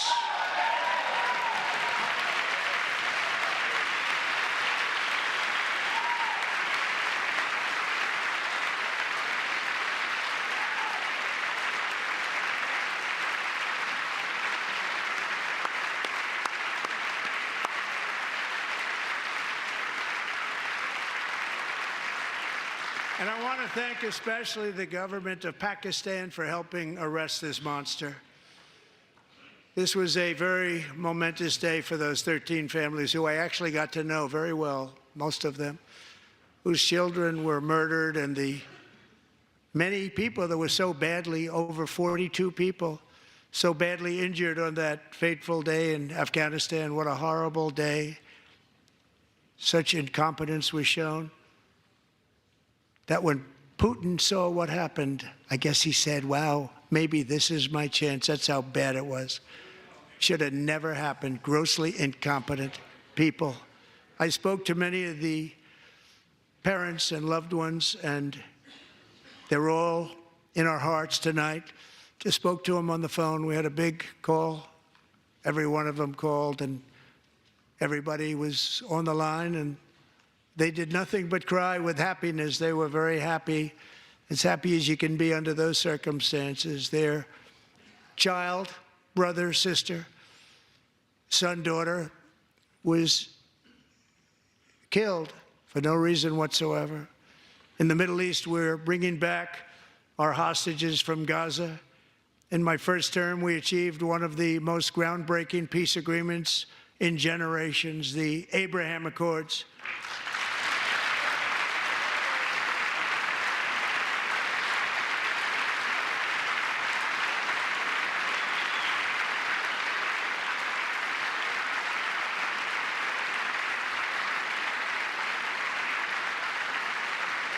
And now we're going to build on that foundation to create a more peaceful and prosperous future for the entire region. A lot of things are happening in the Middle East. People have been talking about that so much lately with everything going on with Ukraine and Russia.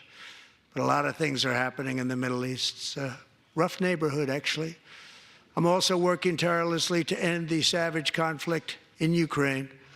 Millions of Ukrainians and Russians have been needlessly killed or wounded in this horrific and brutal conflict with no end in sight. The United States has sent hundreds of billions of dollars to support Ukraine's defense with no security, with no anything.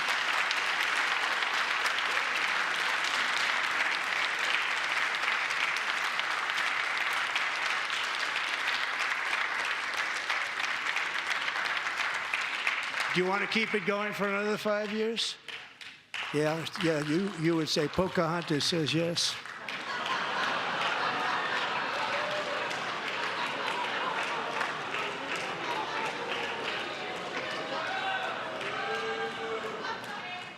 $2,000 people are being killed every single week.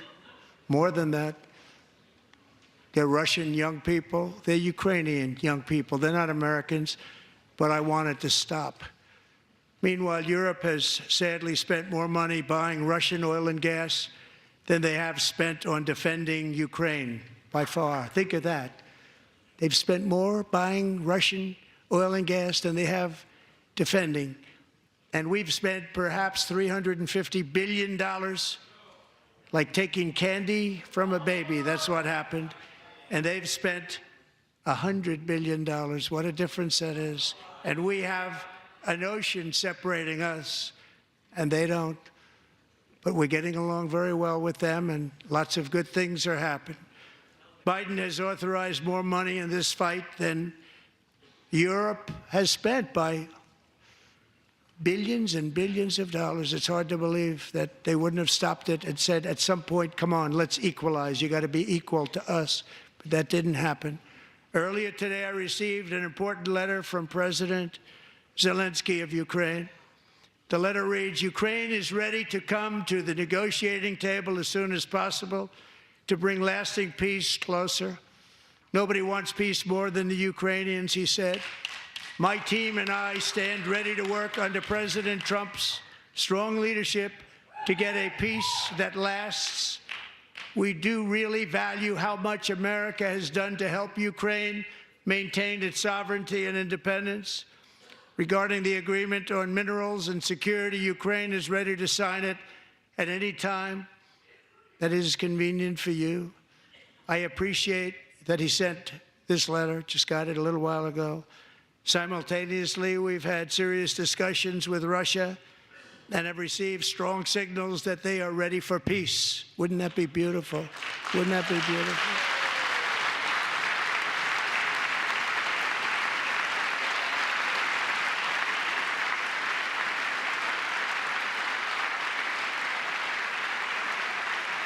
Wouldn't that be beautiful?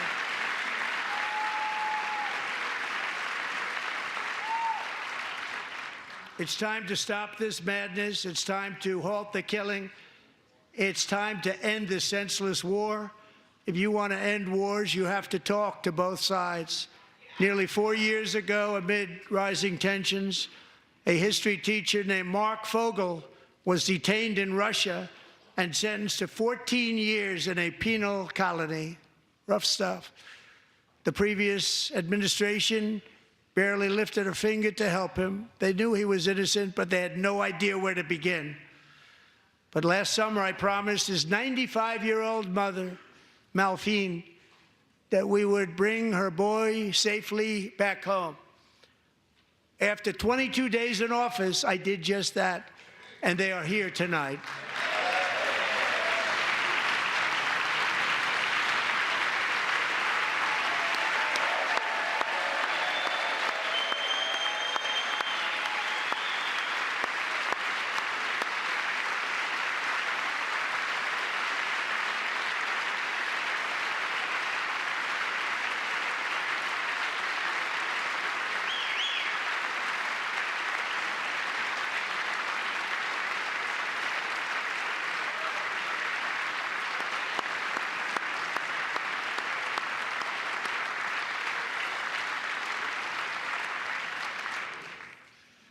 To Mark and his great mom, we are delighted to have you safe and sound and with us.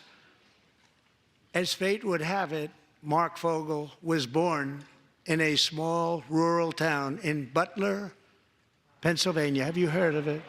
Where his mother has lived for the past 78 years. I just happened to go there last July 13th for a rally. That was not pleasant. And that is where I met his beautiful mom right before I walked onto that stage. And I told her I would not forget what she said about her son. And I never did I? Never forgot. Less than 10 minutes later, at that same rally, gunfire rang out, and a sick and deranged assassin unloaded 8 bullets from his sniper's perch into a crowd of many thousands of people. My life was saved by a fraction of an inch, but some were not so lucky. Corey Comparator was a firefighter, a veteran, a Christian, a husband, a devoted father, and above all, a protector. When the sound of gunshots pierced the air, it was a horrible sound. Corey knew instantly what it was and what to do. He threw himself on top of his wife and daughters and shielded them from the bullets with his own body. Corey was hit really hard. You know the story from there. He sacrificed his life to save theirs. 2 others, very fine people, were also seriously hit. But thankfully, with the help of 2 great country doctors, we thought they were gone and they were saved. So those doctors had great talent. We're joined by Corey's wife, Helen, who was his high school sweetheart, and their two beloved daughters, Allison and Kaylee. Thank you.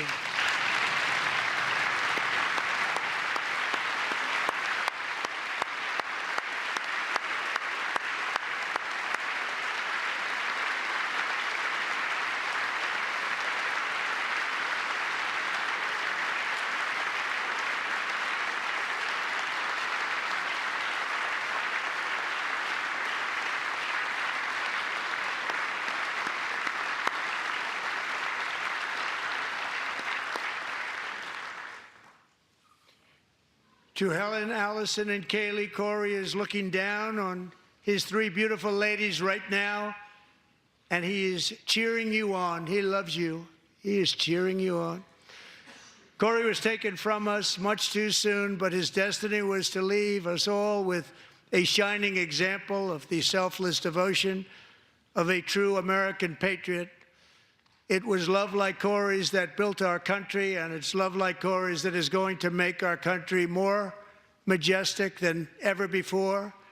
I believe that my life was saved that day in Butler for a very good reason. I was saved by God to make America great again. I believe that. Thank you. Thank you.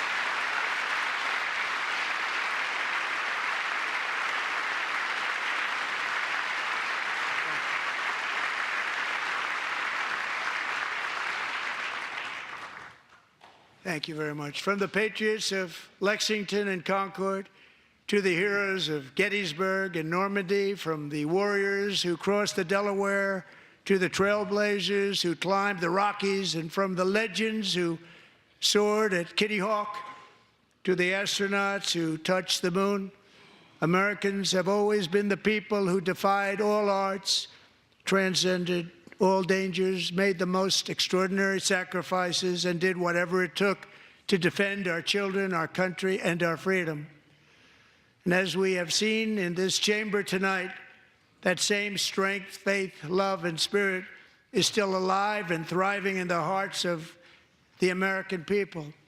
Despite the best efforts of those who would try to censor us, silence us, break us, destroy us, Americans are today a proud, free, sovereign, and independent nation that will always be free, and we will fight for it till death. We will never let anything happen to our beloved country, because we are a country of doers, dreamers, fighters, and survivors. Our ancestors crossed a vast ocean, strode into the unknown wilderness, and carved their fortunes from the rock and soil of a perilous and very dangerous frontier. They chased our destiny across a boundless continent. They built the railroads, laid the highways, and graced the world with American marvels like the Empire State Building, the mighty Hoover Dam, and the towering Golden Gate Bridge. They lit the world with electricity, broke free of the force of gravity, fired up the engines of American industry, vanquished the communists, fascists, and Marxists all over the world, and gave us countless modern wonders sculptured out of iron, glass, and steel. We stand on the shoulders of these pioneers who won and built the modern age, these workers who poured their sweat into the skylines of our cities, these warriors who shed their blood on fields of battle and gave everything they had for our rights and for our freedom. Now it is our time to take up the righteous cause of American liberty, and it is our turn to take America's destiny into our own hands and begin the most thrilling days in the history of our country. This will be our greatest era. With God's help, over the next 4 years, we are going to lead this nation even higher, and we are going to forge the freest, most advanced, most dynamic, and most dominant civilization ever to exist on the face of this earth. We are going to create the highest quality of life, build the safest and wealthiest and healthiest and most vital communities anywhere in the world. We are going to conquer the vast frontiers of science, and we're going to lead humanity into space and plant the American flag on the planet Mars and even far beyond.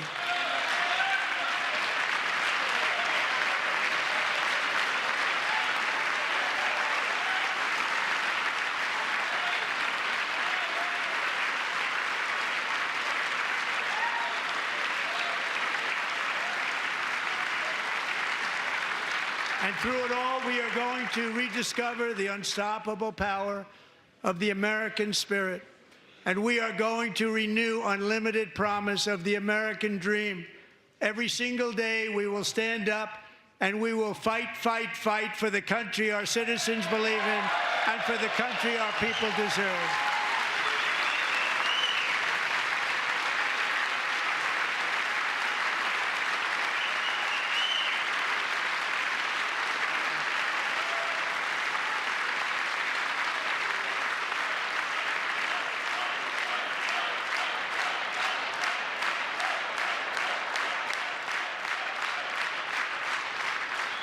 My fellow Americans, get ready for an incredible future, because the golden age of America has only just begun. It will be like nothing that has ever been seen before. Thank you, God bless you, and God bless America. Well, there you have it, the State of the Union-like address, the joint session of Congress, the president returning to the presidency and giving his first speech to this joint body. You see the Democrats filing out. They sat on their hands almost the entire night tonight, even during, lovely addresses to cancer patients and people who had been killed by criminal migrants and their families. But in the beginning of the speech tonight, Johnson had to actually gavel to order because it was so rambunctious in the chamber that he actually had to have Representative Al Green, who at least 3 times has called for the impeachment of President Trump and has done it again in this term, removed from the chamber. So this was a very rowdy opening to this speech that went on to do a lot in terms of listing some wacky Doge spendings and much more. And you see the president shaking the chart. Let's listen in here. Get this place going. Thank you, sir. It's a great honor. Thank you. Thank you, Mr. President. Thank you very much.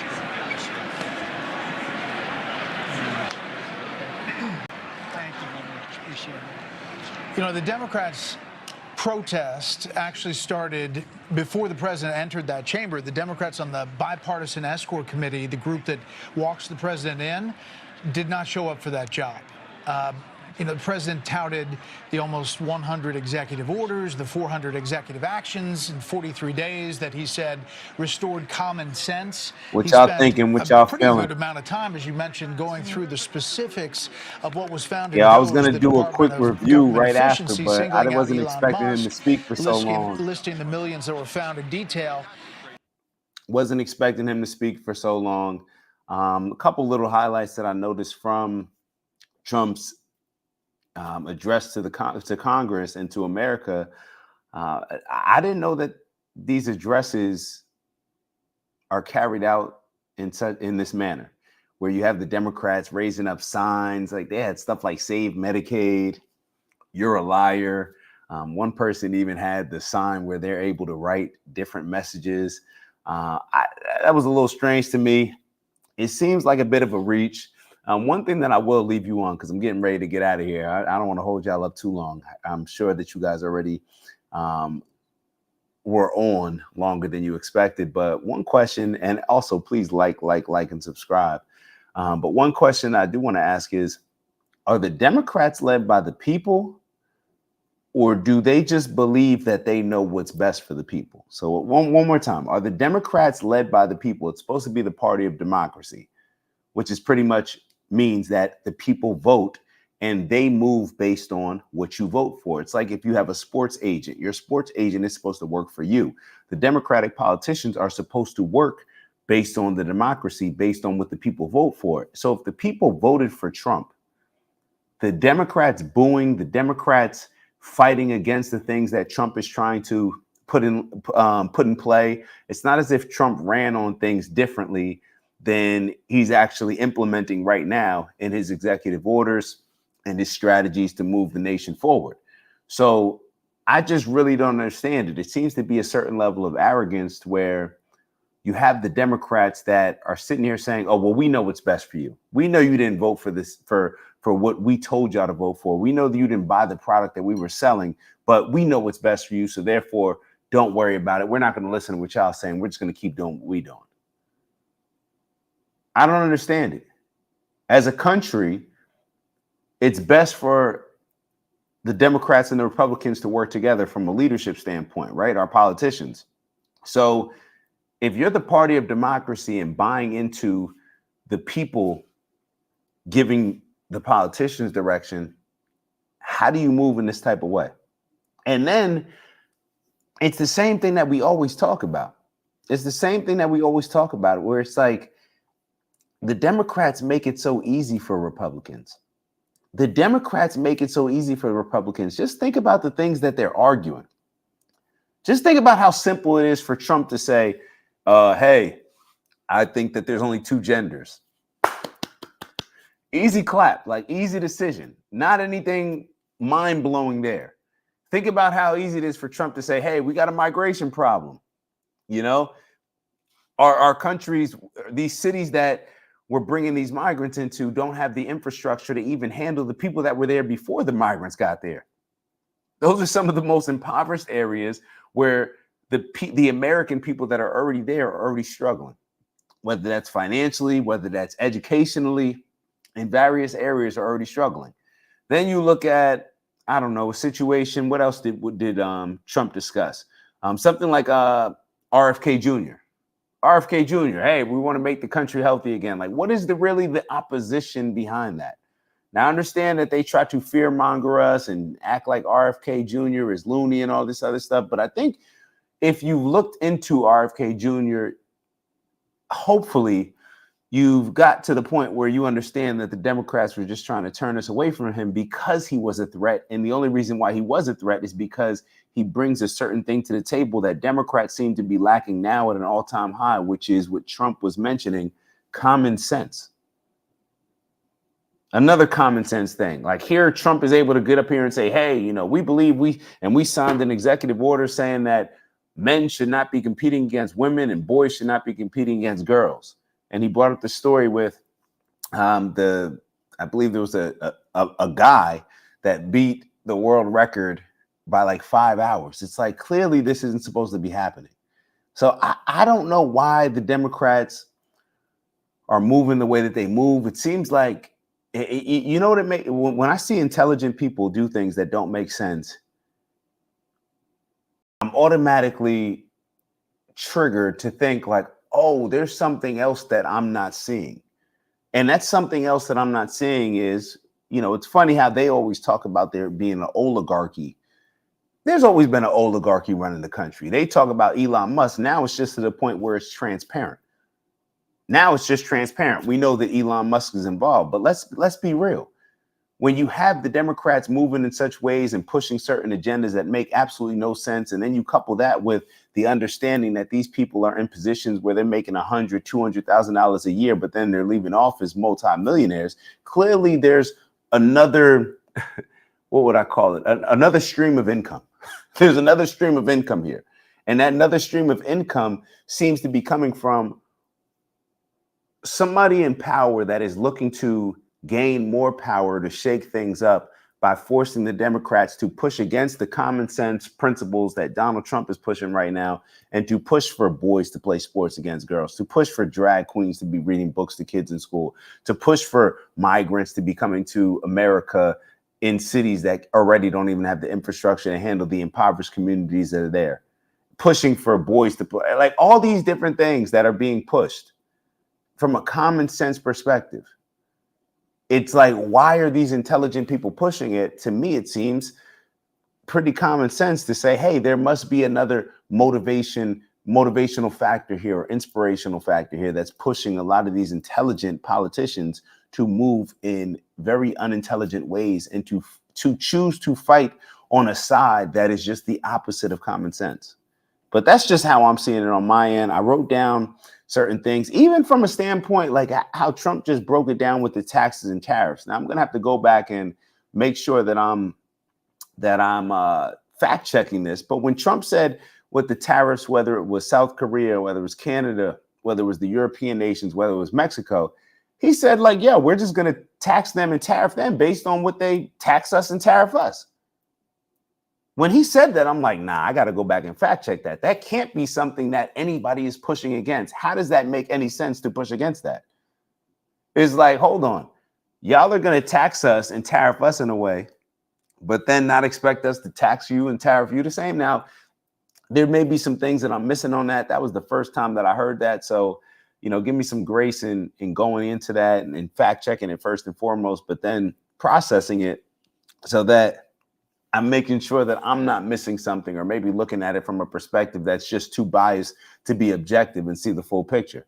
Perfectly okay with that, but I'm definitely going to look into that. I wrote down a couple notes. I just, Trump did what he does. He commands the room. He pretty much, you know exactly what you're getting from him.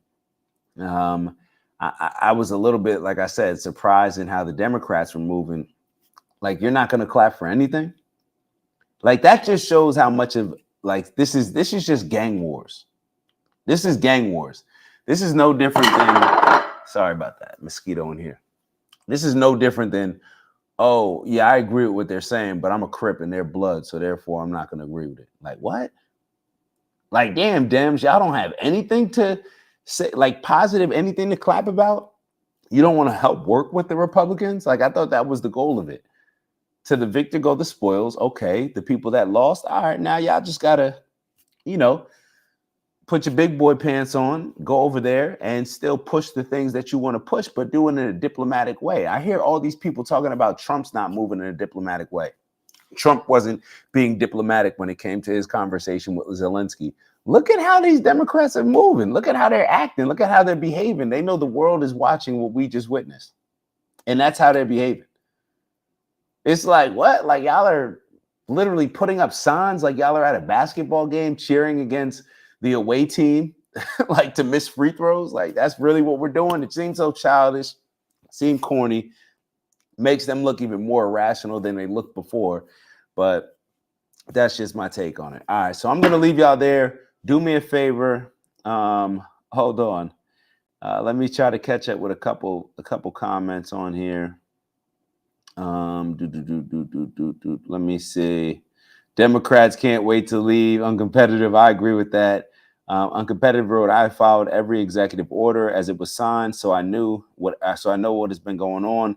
But hearing it all summarized like this is impressive. Yeah, even so, the executive orders was impressive, and then the stuff that he was talking about from the U.S. aid, like the money that's being sent out. It's like, why would Democrats put themselves in a position to be exposed like that? Maybe they just were banking on Kamala winning, or Joe Biden winning, or whoever else winning from the Democratic Party, so this stuff wouldn't be exposed. But, it's hard to argue against some of the things that they're pushing. It's hard to argue about this trans thing, this LGBTQ thing over here in these African countries that like what's the connection there? Why are we trying to push our culture or this woke culture on that? It just doesn't make any sense. It doesn't make any sense, especially when we're in a country that is in debt. Like, it's like we owe so much other money. Why are we spending money on all these other things for all these other countries that just don't seem to make sense? And we're not able to connect those dots. Now, I'm not saying that they don't make sense. They just don't make sense for the country.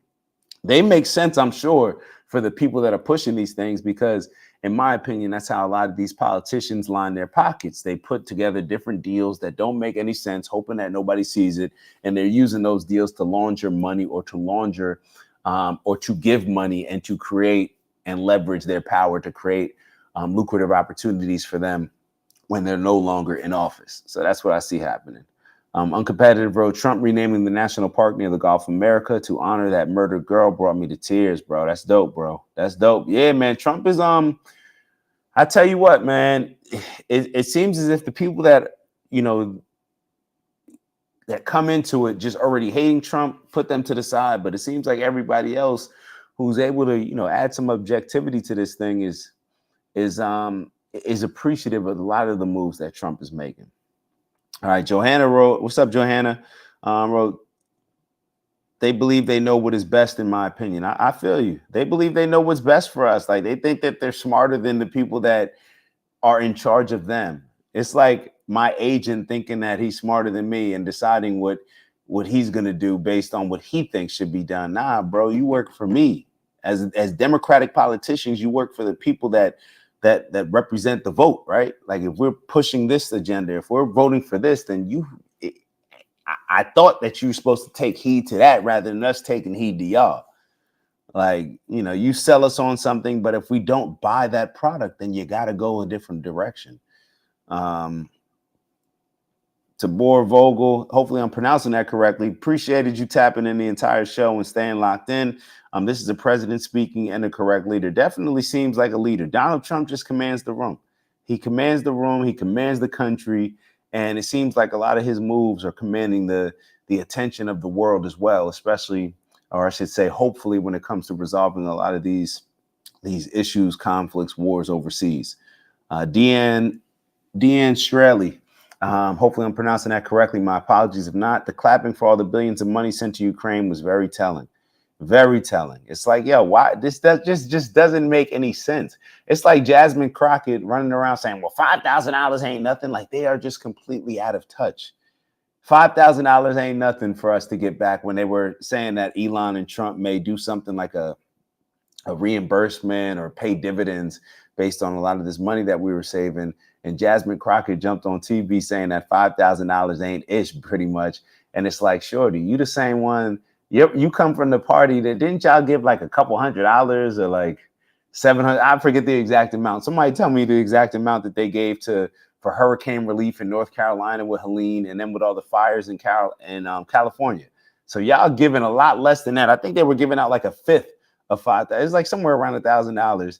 And here they go now trying to issue on $5,000. It's crazy, man. It's crazy. The manipulation and the mind games that these people play is crazy. And what's even sadder is there's a lot of our people that are caught up with it. There's a lot of our American folks, American brethrens, that are caught up with the nonsensical approach to a lot of these different topics and agendas.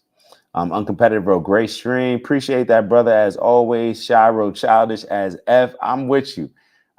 Very true. Shiro, it was $750. So y'all out here giving people $750 that lost everything, that lost their homes, lost their vehicles, lost everything. Y'all giving them $750. They don't know where they're going to sleep tonight or how they're going to get groceries. And that's meaningful, right? We're supposed to clap for that. But then y'all just going to issue on $5,000. All right, Jasmine Crockett. All right, so this, just a heads up, and I know this isn't a normal show, but we're still going to do it. We'll only do it for 30 seconds. Normally, we do it for 45 seconds. For those that are new, we always finish up every collaboration, interaction, conversation with just kind of clearing our minds, all right? We can get, especially with the politics being so toxic, these things shouldn't be on our mind as we're going to sleep. So what we try to do is take 30 seconds. Like I said, normally it's 45. But take 30 seconds, clear your mind, meditate, manifest, get your breath work in, breathe out all the BS, inhale all the positive energy. Every week we set out to make it our greatest week ever. And to do so, we need to make sure that our mental is right and our mental is strong and focused on the things that we need to achieve and not getting distracted by a lot of the things that are not in our control. So let me take this off the screen. And let's do 30 seconds right now.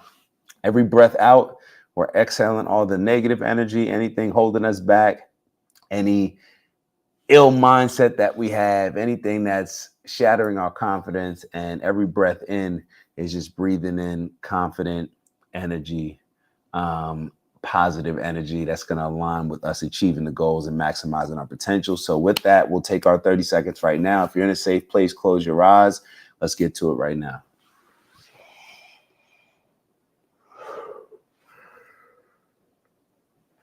Don't fall asleep like me.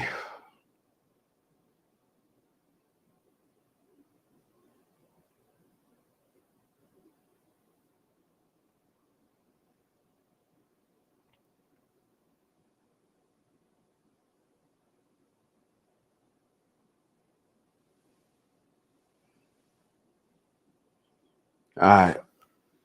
One more deep breath out. Well, release. We release first. All right. We gotta clear the palate, clear the lungs, clear the mindset from all the negative to inhale all the positive. So inhaling on that positive. And y'all know what we're here to do. Elevate on purpose, both from an intentional standpoint, raising our standards so that way we can become the leaders that we need in our communities, our village, our tribes, our country now more than ever, and to accomplish the outlandish goals that we set for ourselves that a lot of people may think are arrogant, are ignorant, whatever it is. We just look at them as maximizing our potential and moving in that purposeful abundance that we strive for. So the only way to do so is to raise our standards. So make sure that you like on your way out. Appreciate y'all tapping in, like and subscribe. Y'all know what we're here to do, man. Y'all know what we're here to do. Strength and honor, onward and upward. And always get to that bag. When we say getting to that bag, that's making sure that we're focusing on the little things that we're doing on a daily basis that's going to help keep us aligned and keep us on par with the trajectory of our overall goal. So the things that I focus on: peace, love, happiness, health, wealth, and everything we do. Integrity. Shy sent the gang, as well as the fire emojis. And with that, appreciate y'all. Love y'all. See y'all soon. And once again, make sure you like and subscribe on your way out. I'll see y'all tomorrow night on our Wind Down Wednesday.